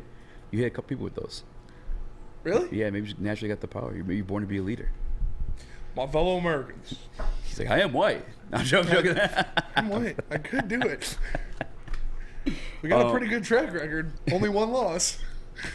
Wait, what? Oh, yeah. Speaking of Chris Sims, we kind of hinted that he had Hendon Hooker like highly in his quarterback rankings, which I think he's the 4th best. But nonetheless, Hendon Hooker will be in Detroit tomorrow. Tomorrow? Yeah. Should we go find him? Oh, man, Hooker. Yeah, we should go find some hookers in Detroit. Yeah, Hendon Hooker. Hendon Hooker. Yeah, I'm cool with that too. Yeah, sure. Yeah. Hendon Hooker will be visiting the Detroit Lions tomorrow. Source says Detroit. Oh, source says that's the end of it, but I almost combined it. Detroit picks 6th and 18th in the first round of the draft. Interesting they mentioned both This 6 and 18. source says Detroit picks 6 and 18. Good source. Good source. Solid source. Good source, rap sheet. Solid source. All right, let's be real. What do we... Is there a lot to make of this? Obviously, you got to do your due diligence and meet with this kid, no? Yeah. Especially if he's possible second-round pick for you. 1,000%. 1,000%. Yeah. We already talked about how Ray Agnew spoke with him at the Senior Day, or Senior Bowl. Senior Day. Shout out Senior Day. Ray Agnew met with him during the Senior Bowl and spoke with him, and the Lions have said that they liked him. So you got to go there and talk to him. You're going to be in the market for guys around there. The mock draft we have coming up has them taking a quarterback, not in the first round and not in the late rounds. So you got to do your due diligence, your dilly-doo-doos, and I think that this is a good meeting to see what he's like, to see how he's feeling.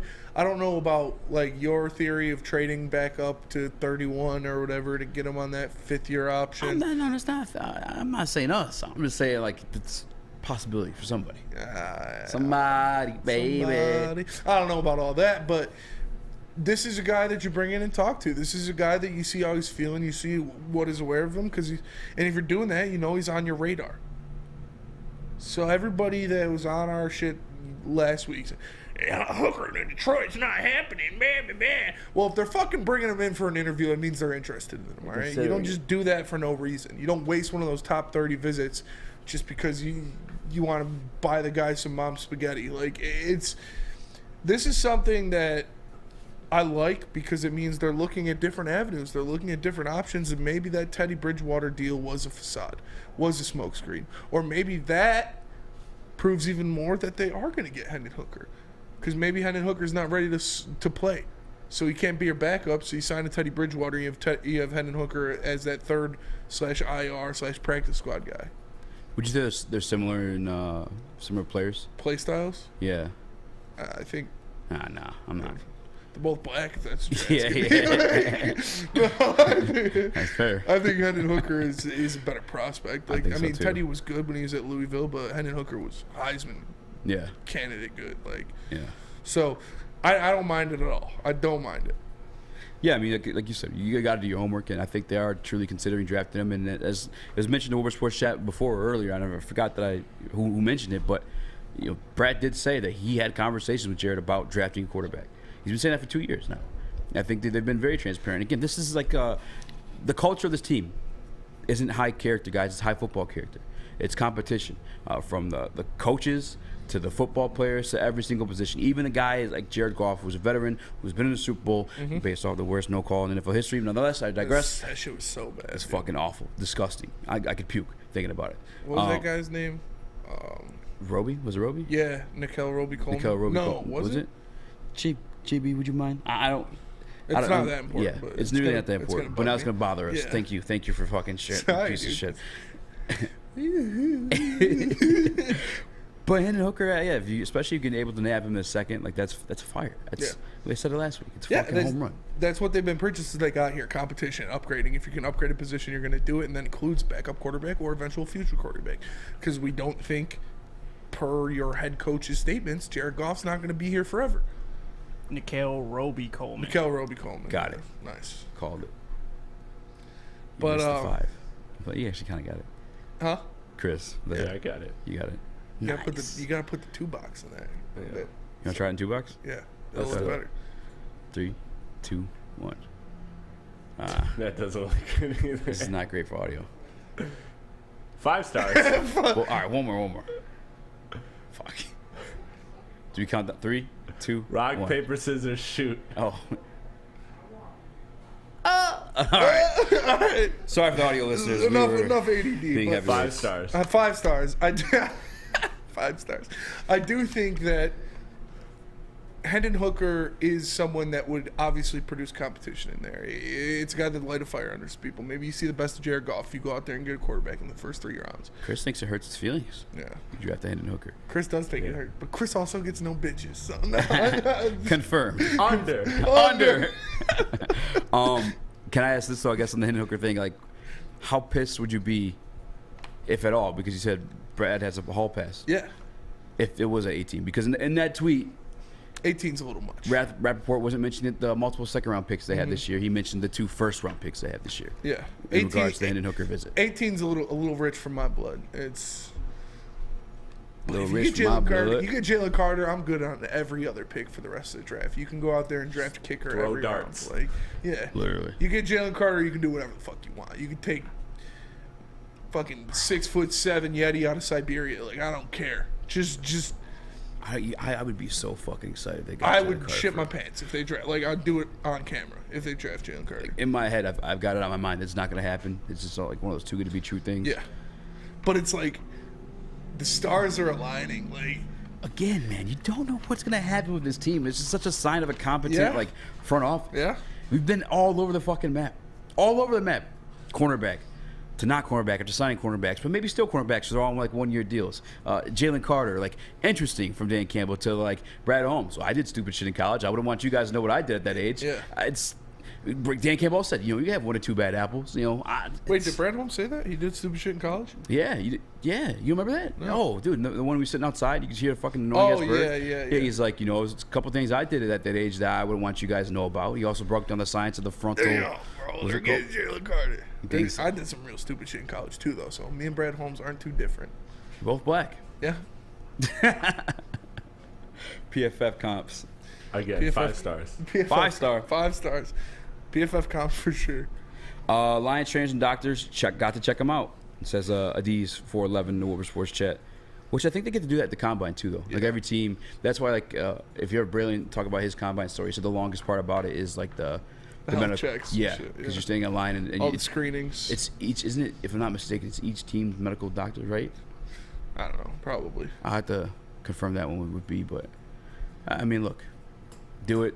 I'm probably not the biggest fan of it at 18. If it happened at 18, like you said, if we got Carter at 6, could give a fuck less. I don't think they'd do it at 18. 18 is a little high for Hendon Hooker. Yeah, because I wonder like how high on their board he is. Because again, like you said, he was a Heisman candidate. He was the Heisman favorite. He can run. He's fucking extremely accurate. Like he doesn't turn the ball over. Does not turn the ball over. That's a trait that you liked about Jared Goff. It's a trait that this year led you to 9 wins. Yeah.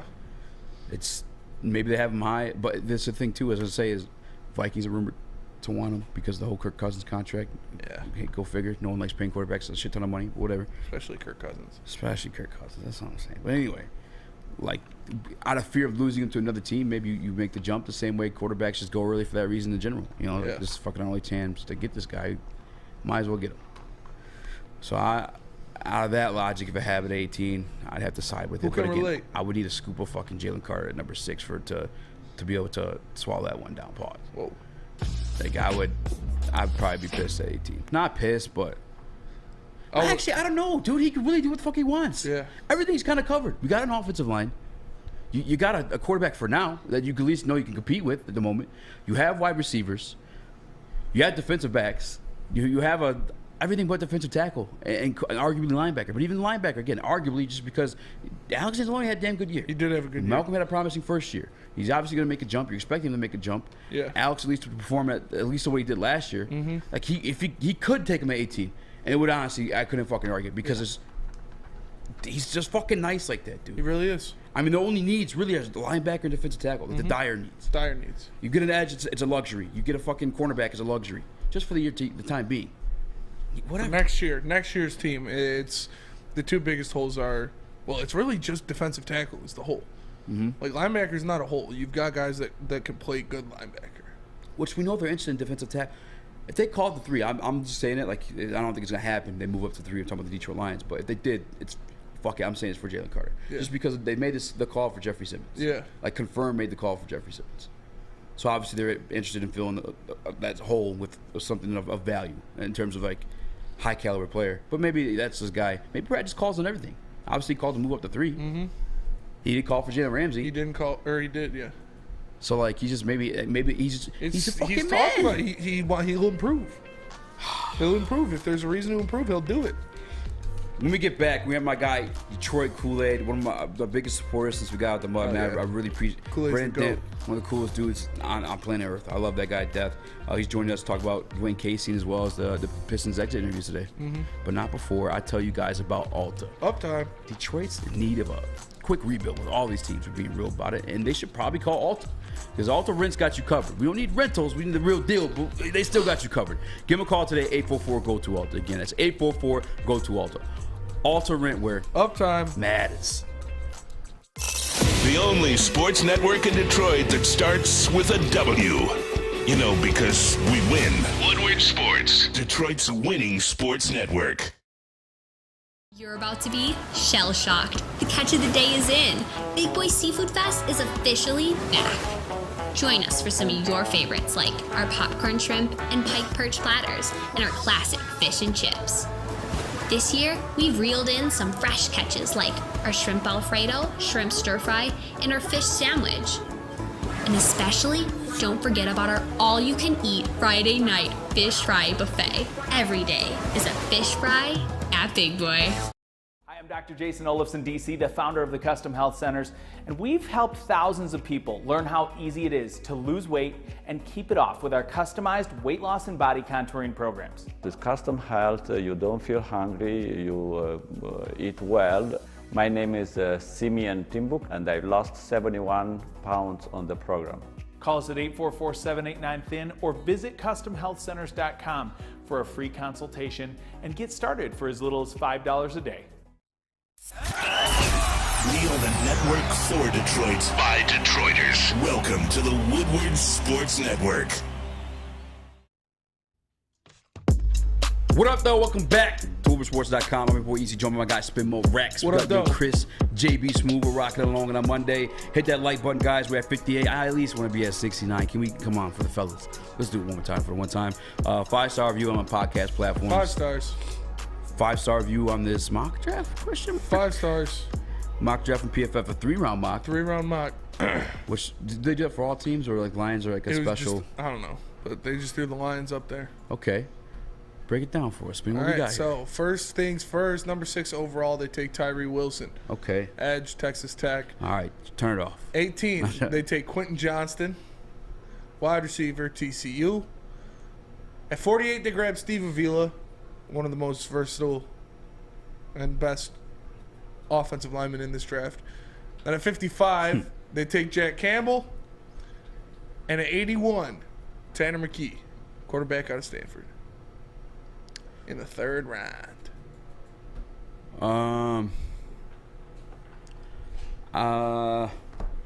Grade. Give it a grade. C+. Yeah, I'm thinking C+ too. Yeah. I don't know what it is. Tyree Wilson doesn't do it for me, man. Tyree Wilson does not do it for me. And also, like, I don't know. I'm just really not sold on the guard as early as the 2nd round. I can see the logic behind it. Yes, I get the Jonah Jackson situations coming up. But again, Jonah Jackson, 3rd round pick. Evan Brown undrafted. Like, guards, you can find them late. Yeah. That's why they don't go top 10. Mm-hmm. You rarely see guards go top 10. In fact, I think it's happened like once or twice in the past like 50 years. I'm just not. It's not my style. I don't know. I don't want to take a guard that early. But again, I could see the logic in it because Jonah Jackson is either going to be paid or he's going to walk away. So maybe you grab somebody to fill that void. That makes 100% sense. Tyree Wilson, I've had it explained to me by, again, a very respectable source, and he explained that he's a freak athlete and all that good stuff like that. But at 6, I just don't need to do it. We have him at home. Yeah. You know what I'm saying? Like, it's not. We got Tyree Wilson at home for sure. Yeah, like Romeo Carr does it for me. Yeah. But again, in a world where Jalen Carter's gone, obviously Williamson gone, I'd trade back. Yes. If Jalen Carter isn't there, I'm trading back. Mm-hmm. And I'm getting a corner. Yeah. I mean, trade back opens up a whole fucking can of worms. Yeah. What's that movie I was trying to think of? Fucking Pandora's Box. That too. I should have said that. Narnia. Opens a whole closet of Narnia. Yeah, it's a fucking like trade I don't think options. that's an expression. No, I know, but I was gonna try to make it one, but I couldn't think of the word. Fuck, man, Tyree Wilson. Put it back up real quick. One more time. One more time. Because Quentin Johnston's on there too. One more game. 18. One more game. After today's news that most teams only have JSN as like the 1st round grade receiver, how do you feel about Johnson at 18? I'm cool with it. Because there's still question. Remember Braylon said about him too, like he doesn't use that. Yeah, he's tall. He doesn't use that. But he's still fast. Yeah, I'm cool with it. Yeah, actually would be nasty. I'm not gonna lie. Or Bijan. The Bijan thing, I'm kind of like died down because of the signing of David Montgomery, but Quentin Johnson, I think, is still very much at play at 18. I like the Jack Campbell. Obviously, Tanner McKee I like as well, but yeah, I can't get with the Tyree Wilson shit, man. Is that like the one you like the least? Yeah. Yeah. Definitely. Actually, sorry, Chris, one more time. Just rank these like worse or like what you like the least to like the fucking one you like the best. Okay. I'm gonna do mine too. Least Tyree Wilson, Steve Avila, McKee, Tanner McKee, Quentin Johnson, Jack Campbell. Yeah, actually, I got the same. Yeah. Yeah. By the way, like Tanner McKee at that pick, in the third round or whatever. Yeah. All day. Good Why with not? it, yeah. Yeah. I don't think that's a need either. Again, the most touchdowns by tight ends in franchise history. It's a quarterback. What? Tanner McKee's a quarterback. Oh fuck. Yeah. Who's the one? Why did I think he was a tight end? I don't know. Do they want a quarterback as early in third round? Yeah. Is Tanner McKee nice like that? Yeah. Is he really? Out of Stanford. I know you like him. Yeah, he's good. JB, is he nice like that? I'm not familiar with your game. I was gonna say I haven't seen too many Stanford games, so that's probably like the least one out of those. He's big. That He's got I a big arm. Couldn't care for. You like him over Luke's boy? Clayton Tune? Yeah. Yeah, I think he's a better prospect than Clayton Tune. As much as like I think Luke, I love you, Luke, if you listen. As much as like sometimes becoming some hot fucking garbage, he's kind of selling me on this. Clayton Tune? Yeah. Yeah. I mean, everything about him it just makes sense. Everything adds up. With the Casey stuff, none of that was adding up. What she sided with us on that, by the way. Mm-hmm. He went from he's a third down guy to not. Which, come on, Yeah. Come on down. Thank He's you. not a 3-down guy.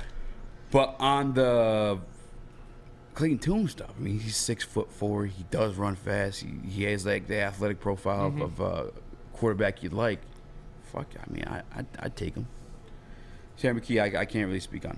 Obviously, I fucking thought he was a tight end for 15 seconds there, so I'm not high on him either. But I'll tell you what, I will promise you to do my due diligence tonight. I do want to go to break a little bit early because we do have our guest, Detroit KoolAid. What up?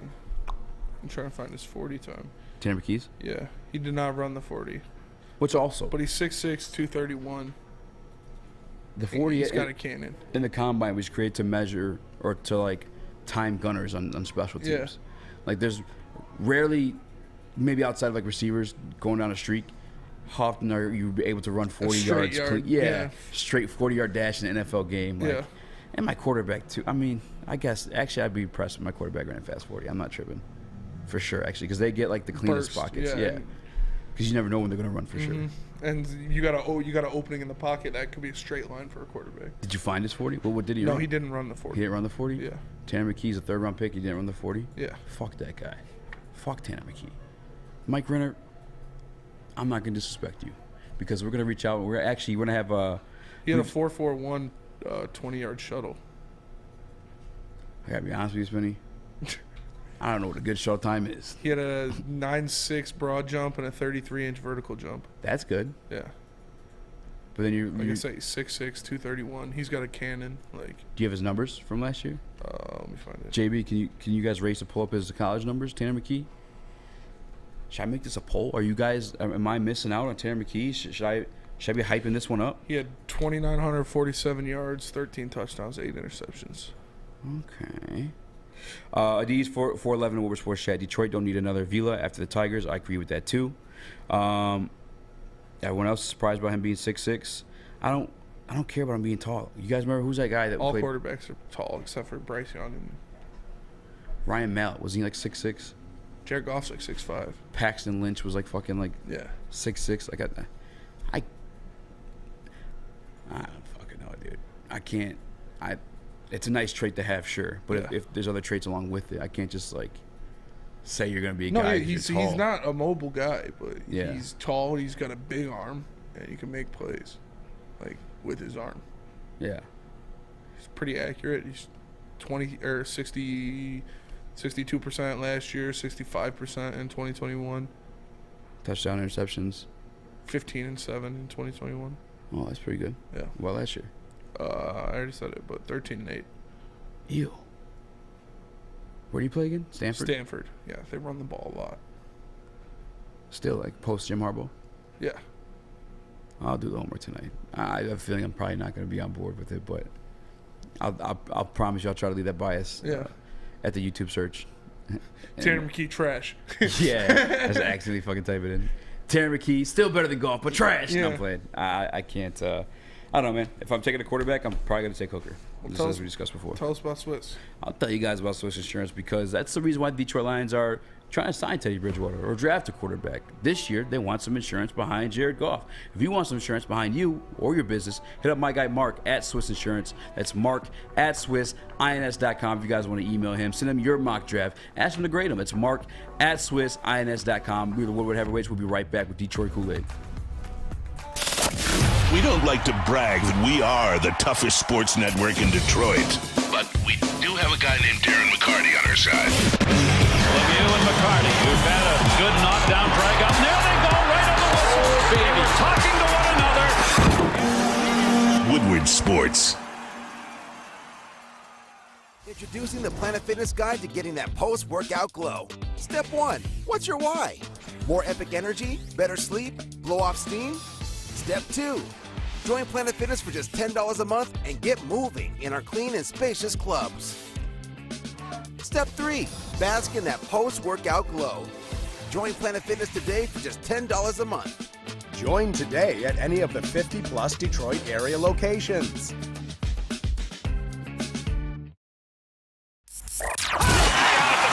Can't get enough Woodward Sports content? Head over to woodwardsports.com right now for up-to-date sports articles and great entertainment news. We have the best writers, bloggers, and coverage all at your fingertips. Head to woodwardsports.com right now to experience all Woodward Sports has to offer. The Fulling Warehouse in Hamtramck is the home of the original football bowling pin game called Fulling. Multiple different ways you can play. They've got $12 open unlimited play and private lane reservation for $120. If you get thirsty, they got a $2 mystery beer vending machine and multiple fully loaded bars for you to choose from. So make sure you go check them out in Hamtramck or visit them online at fullingwarehouse.com. What up, though? Welcome back to the Woodward Heavyweights live on WoodwardSports.com. I'm your boy Eazy, joined by my guy Spin More Rex. What up, though? Chris, JB Smooth, and now Detroit KoolAid, official. The man, the myth, the Brandon legend. Dent. I'll use his government. Brandon Dent. The Detroit Pistons beat writer for Woodward Sports. What up, though? Hey, what up, though? What up, though? What up, though? Can you hear me okay? Oh, yes, sir. Dope. Awesome, man. Hey, how are the heavyweights doing? Man, Doing good, better bro. now that I haven't talked to you in a minute. Like I've seen you. Obviously, we've been at the events, stuff like that. We've been like busy and or drunk. Not you, we're talking about us. But how have you been? You just got done covering a team that had the worst record in the NBA, the second worst record in franchise history. How have you been? And how's your experience your first year on the beat? Yo, you know what, man? I've been good. I appreciate you asking. As always, I pay homage to the heavyweights and Eazy. As you know, my time with Woodward Sports started off on the Speak Easy podcast. We were doing some Pistons stuff back then, man, and we had a lot of hope. What I left away with today in these exit interviews was honestly more hope. You know, it was tough watching them lose, and that's what a lot of the players said today too. This wasn't what they signed up for. This is not what they want to get used to. They said that nobody in that room got used to it. And honestly, that's kind of how I'm feeling too. Hopefully this is a season that we can just shake off behind us in terms of losses, but kind of move forward with guys like Jaden Ivey, Jalen Duren, Cade Cunningham coming back healthy, and you know, this draft pick, man, that we're about to get. Yeah, so what was the feeling with the Dwane Casey situation? Obviously, he's moving on from being the head coach, moving into the front office. How was the team feeling that, and how are they handling the kind of changing of the guard at head coach for the Pistons? Yeah, look, the Dwane Casey thing, it was something that was kind of writing on the wall. You know, some people have kind of been stating for about the course of the season that his final destination was going to be front office, or his ability to walk away on his own terms if he wanted to. So I don't know necessarily, you know, how the players kind of felt today or upon hearing the news, but they did get to speak on what Casey meant to them and what he's been for their development. And Casey in particular, Cade Cunningham actually in particular said about Casey, he's glad, he's happy that he's still going to be around. He said, you know, this is his first NBA coach that he's had, and he did a lot for his game, for his development. And the thing that I continued to hear from a lot of the players was that they're glad that they get to continue to be mentored by Coach Casey. That he's somebody who's seen a lot of basketball, knows a lot of basketball, but knows a lot about life as well. And a lot of the guys from Marvin Bagley to Cade Cunningham to Jalen Duren all spoke to the family-like aspect and family-like culture that Dwane Casey brought to this team, and are happy that at least in his new capacity, he's going to still be able to do that for some time. Hell yeah. That's how I kind of feel with Dwane Casey too. Is like he definitely offers. Meeting him, and that was just the one time I met him. In a brief moment I met him, like he was endearing. It was a quick connection he was able to make, and it was that type of like he was still like offering the sauce, the juice, I guess, like don't give up type stuff, and like I admire that in a human being, and I don't doubt that he offers that. But on the court, I guess I'd like to ask you, because again you watched all the games, what player developed under him that you could say? I could see them developing as pros and as adults and stuff like that, but like skill set wise, because now we've seen Kelly Olynyk leave here and shoot better, over in Utah. We've seen Jeremy Grant leave here, and arguably, obviously, less options to work with. I don't know. He was balling there too over there, but I guess what were you able to see your assessment from him as like an actual player developer? Because that was always like the excuse we were given as Detroit Pistons fans. Look, I know it can be difficult to see sometimes when there's nothing but a lot of losses in a season like this. But Jaden Ivey in particular, he was a guy, and Jalen Duren, both of these guys had a lot of questions facing them when they came into the season. And Jalen Duren spoke about it today. He called out everybody who thought he might spend time in the G League. There was a lot of people professionally, a lot of people in our world, a lot of content creators, and a lot of people just out there on social media who believed Jalen Duren was going to have to spend some time in the G League. They thought, what are his discernible skills? And, from the get-go, Casey was like, no, I see a young Sean Kemp. I see an athletic freak of nature. I see somebody who will be able to come in right away and help us with certain things like rebounding and such. So, as it relates to his vision and seeing it, Duren said he was hearing that from other amongst the league as well. Like, Duren could have gone to another team where that could have been the rep on him. He needs to go down to the G League. But he stated that Casey actually gave him the ability to play, never sent him down to the G League, always believed in him, pushed him, and allowed him to play through his mistakes. These are the things that the players are offering up, and they don't really have to say these things. They don't. It's not like he got fired. He's still within the organization. And this is a commitment that he made to Tom Gores before. Particularly with Jaden Ivey, you see a player who got bounced around to a lot of different scenarios and situations. Shooting guard, then shooting guard, playmaker, then point guard, then different ways to play point guard. There's a Cade Cunningham style, then there's a playmaker style. There's a gun for yours, and then play make off of what opens up and everything. And he was just kind of bounced around to even to stand in the corner and shoot. That's kind of how he started the season, with Cade handling the rock. Bojan Bogdanovic was here. Jaden Ivey was barely a third or fourth option at that point in time. And there were a lot of questions facing him as well. Could he be a three-point shooter? How is his defense going to be? Could he be a playmaker? These are a lot of things that people wondered, because his turnovers were kind of high. His assist numbers weren't necessarily where you would want them for a starting guard. And everyone just said he has a lot of speed, but is he going to get in trouble with that? With what we see with Jaden Ivey in particular, and he talked about this as well at the exit interviews today, is that Coach Casey has helped him play within his speed more. Has helped him see the game at a different speed, because before he said, look, I used to get ahead of myself.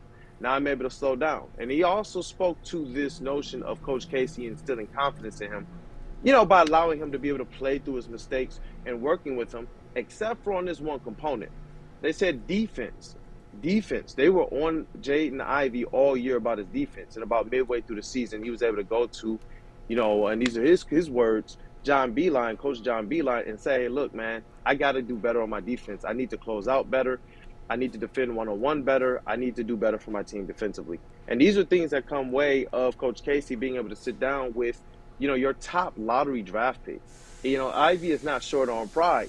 So to be able to have the right type of coach to be able to get through to these young players, that is, it's insurmountable. And that's why, for at least this phase of the rebuild, I do believe that Casey was the right guy for this part of the job.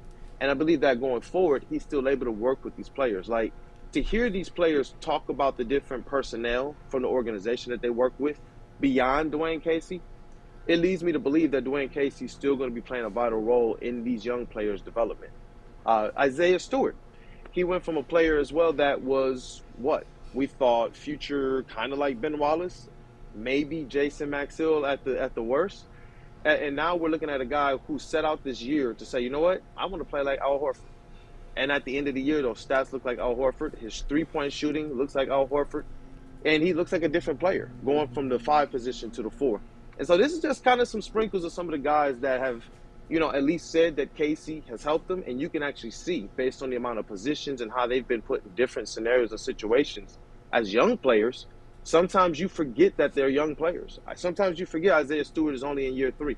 Sometimes we forget that Jalen Duren and Jaden Ivey are rookies. When Cade Cunningham was getting busy at the beginning of the year, sometimes we forget this guy's a second-year player. And Casey is the guy that they continue to credit for making it happen for them. Or at least for, his part. Obviously, they have their part to play. They're working hard, and I don't want to take that from them. But for at least what Casey is doing with schemes, with film sessions, and with trying to make sure he gets the best out of them, both on and off the court, they all credit Casey for that. Who in today's exit interviews, I guess, was left you?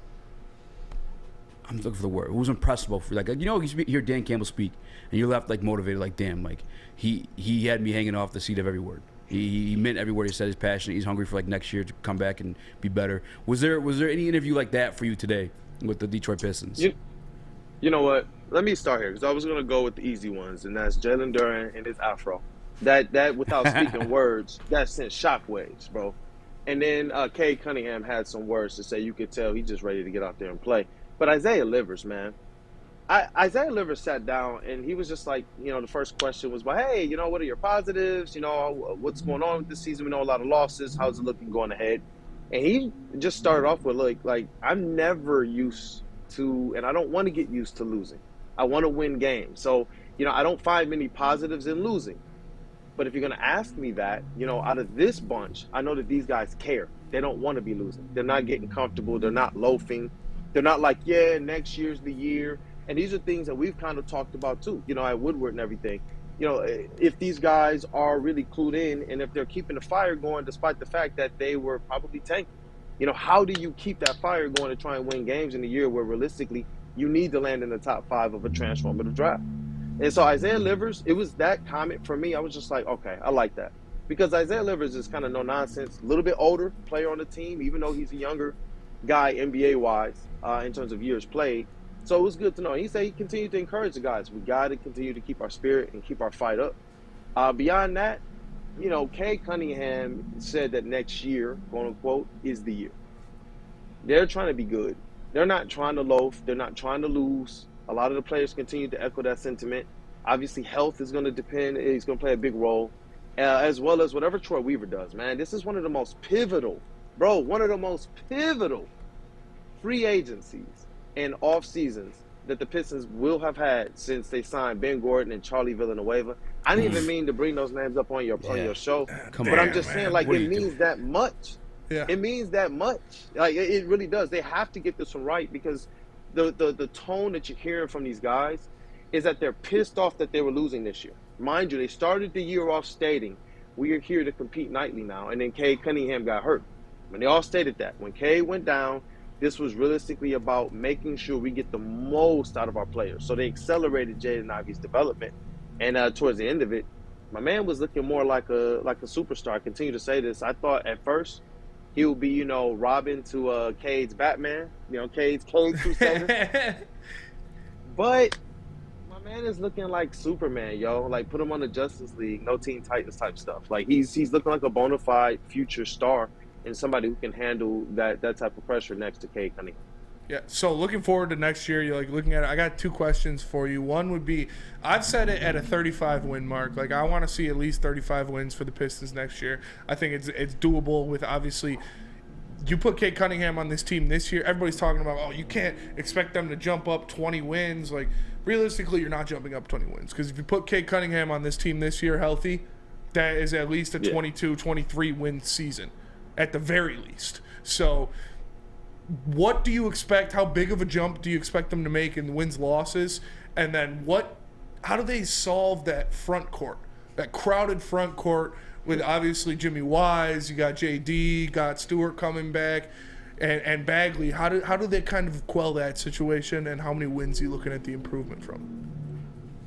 Yeah, I'll start with the wins thing, man. You know, it's always going to depend on health, and I do want to see what they come away with in the draft and free agency. But I've been thinking a little bit more like you, Spence. Lately, you know, over like the last week, I've been saying, you know what?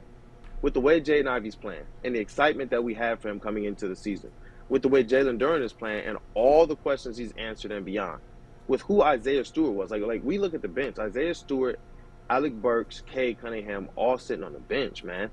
That's a lot of firepower. That's a whole lot of firepower, man. Isaiah Stewart, Alec Burks, Bojan Bogdanovic, and Cade Cunningham. That's a lot of firepower sitting on the bench.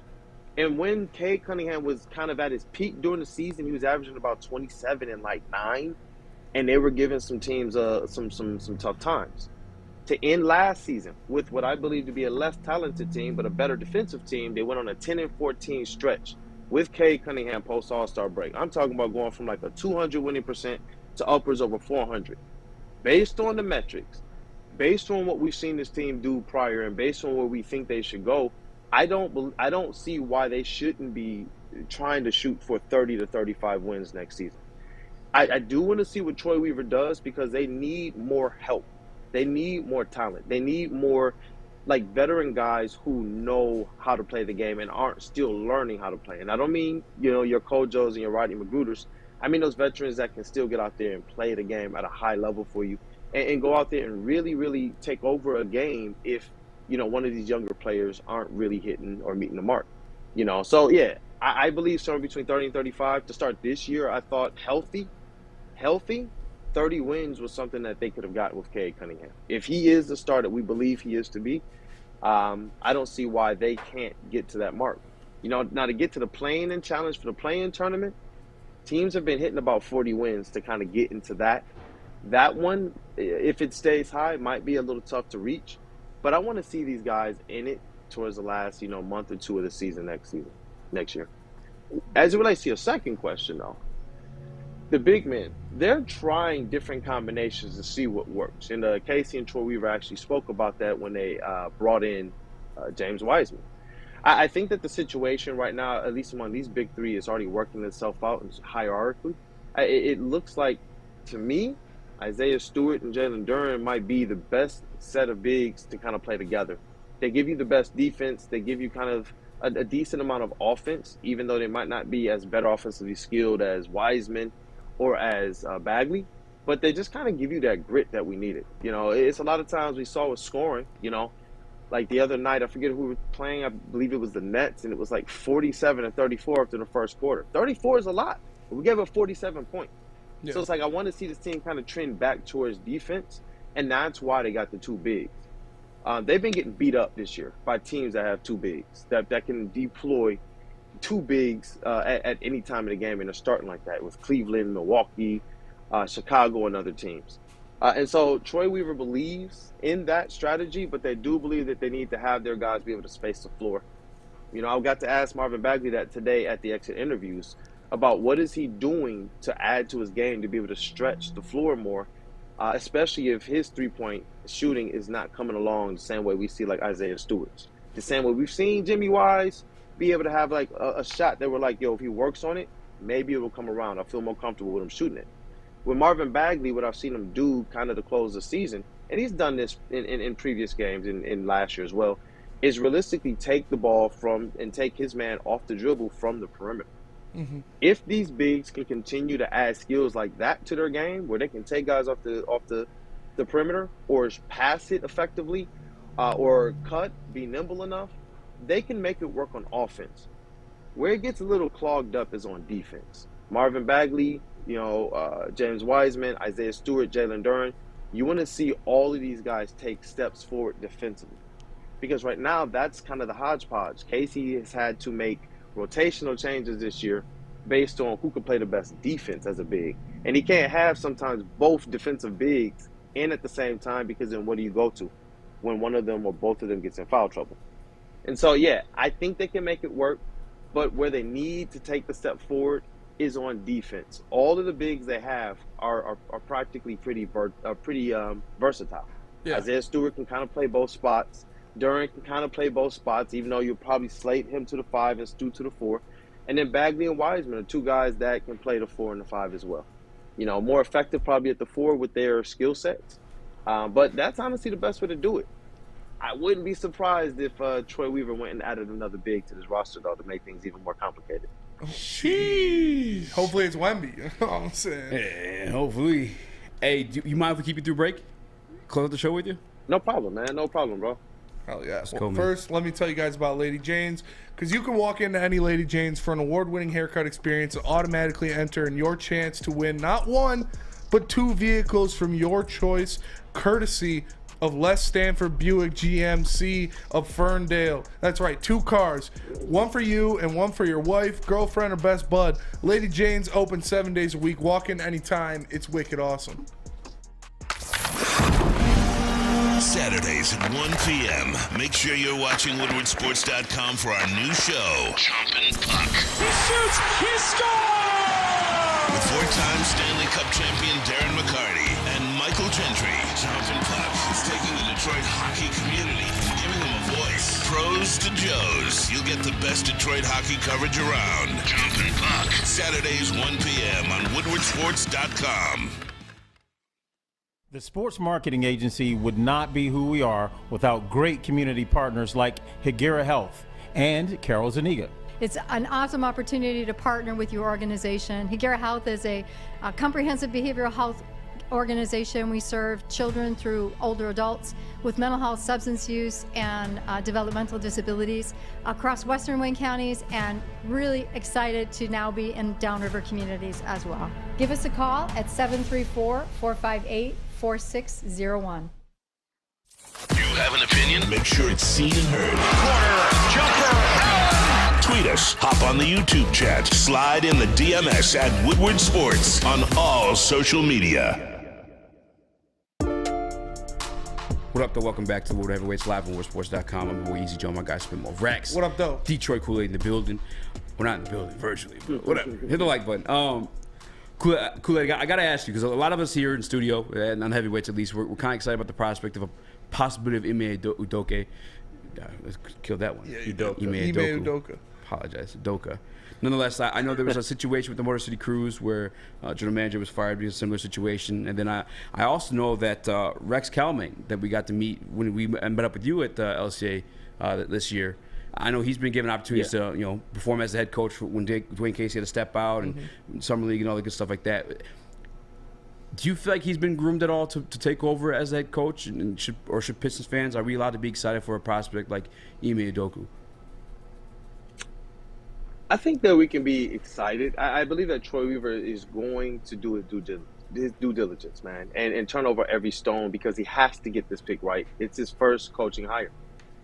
I'm grateful that the Pistons, they don't really take any plays off as it relates to how they're getting their staff ready and their players ready. Like, okay, the losses are here, but we still need our players ready to go for next season. And that's the same thing they're going to do with their coaches, with their general managers and things of that nature, with their assistant coaches and their assistant general managers, is make sure that everybody is ready to go. That's the key thing about bringing the Motor City Cruise even to Detroit, is they want a program of things where, there's a philosophy that can kind of go, and they can bring in the right coach to kind of run that philosophy. And so, yeah, dream on. I want to see them realistically go out there and interview everybody that's qualified enough. Because, again, this is a pivotal off season. This is an off season where you have to get everything right. You got your players saying, we're trying to win. You got Jaden Ivey saying, I'm tired of losing. You don't want those players to check out on a rebuild. And so, some of the coaches that I've liked, at least, you might see the man above me here, Jerry Stackhouse. Shout out to Jerry Stackhouse. He did sign an Eazy said. I saw that, bro. I saw that, man. But, hey, and the Pistons reintroduced him as they reintroduced the Teal. I thought that was kind of savvy to kind of bring him close to the organization while they're moving, ahead with the coaching search. Politics. But Charles Lee from Milwaukee. I kept seeing his name, and not until I kind of saw it written down. Shout out to my homie Steve. He helps us with draft and prospect coverage over at Woodward Pistons. He kind of put out the facts on Charles Lee, and I was like, you know what? He's a pretty good candidate. And he is the assistant coach who was with the Milwaukee Bucks when they won their championship. So he's a coach that's going to be able to know what it takes to win. And why that's important is because Cade Cunningham, man, from year 1 to 2, in between, he was like, now I know what I need to work on. Now I see after I've gone through this year. This coach has gone through winning the championship, and it doesn't always mean he's going to win another one. But with his pedigree, with turning around a college program, the Bisons, and then coming into the league underneath Mike Budenholzer, so you know he's getting coached up. You know he's learning some stuff, and you know that defense is going to be number one. I kind of like Charles Lee. Ime Udoka, you talk about the success in the NBA. You talk about success with, out of Tatum and Brown, and seeing those guys go from can they fit, can they play together, to being a bona fide, dynamic duo. And we got guys like Cade and Jaden. Yeah, those 3 options right there, they excite me the most. And I say dream on. Hell yeah. Hell yeah, man. Dream on. That's our guy, KoolAid. We appreciate you for joining us. Thank you, We man. appreciate all of you guys for joining us in the chat, too. KoolAid, tell them what you got cooking for the offseason, what's going on. Pistons are getting down the wire here, doing the exit interviews. How can they catch more content if they want it? Hey, definitely, man. Always tune in first to Woodward Sports. Going to try and make sure that we have everything popping off there first. And then make sure that our shows have the content, too. But Woodward Pistons and at Detroit KoolAid is where you can find me and find the content. Shout out to Rod Beard, Jeff Iafredi, Sean Murphy. Those guys helped me a lot as it relates to the Pistons content over there. And, hey, we have fun over there. I need to have you guys. on the table talk, man. Hell yeah. I'm down. I'm down, man. Just let us know. Definitely. But that'll do it for us today. For the man on my left, Appreciate you, Brandon. One and only Speak Easy, Chris Playety in the TD booth, JB Smooth on the ones and twos, our guy Brandon Dent, Detroit KoolAid. I am Spencer Raxter. Guy. We are the Woodward Heavyweights. We'll catch you guys tomorrow. Peace. Hey, all love, y'all.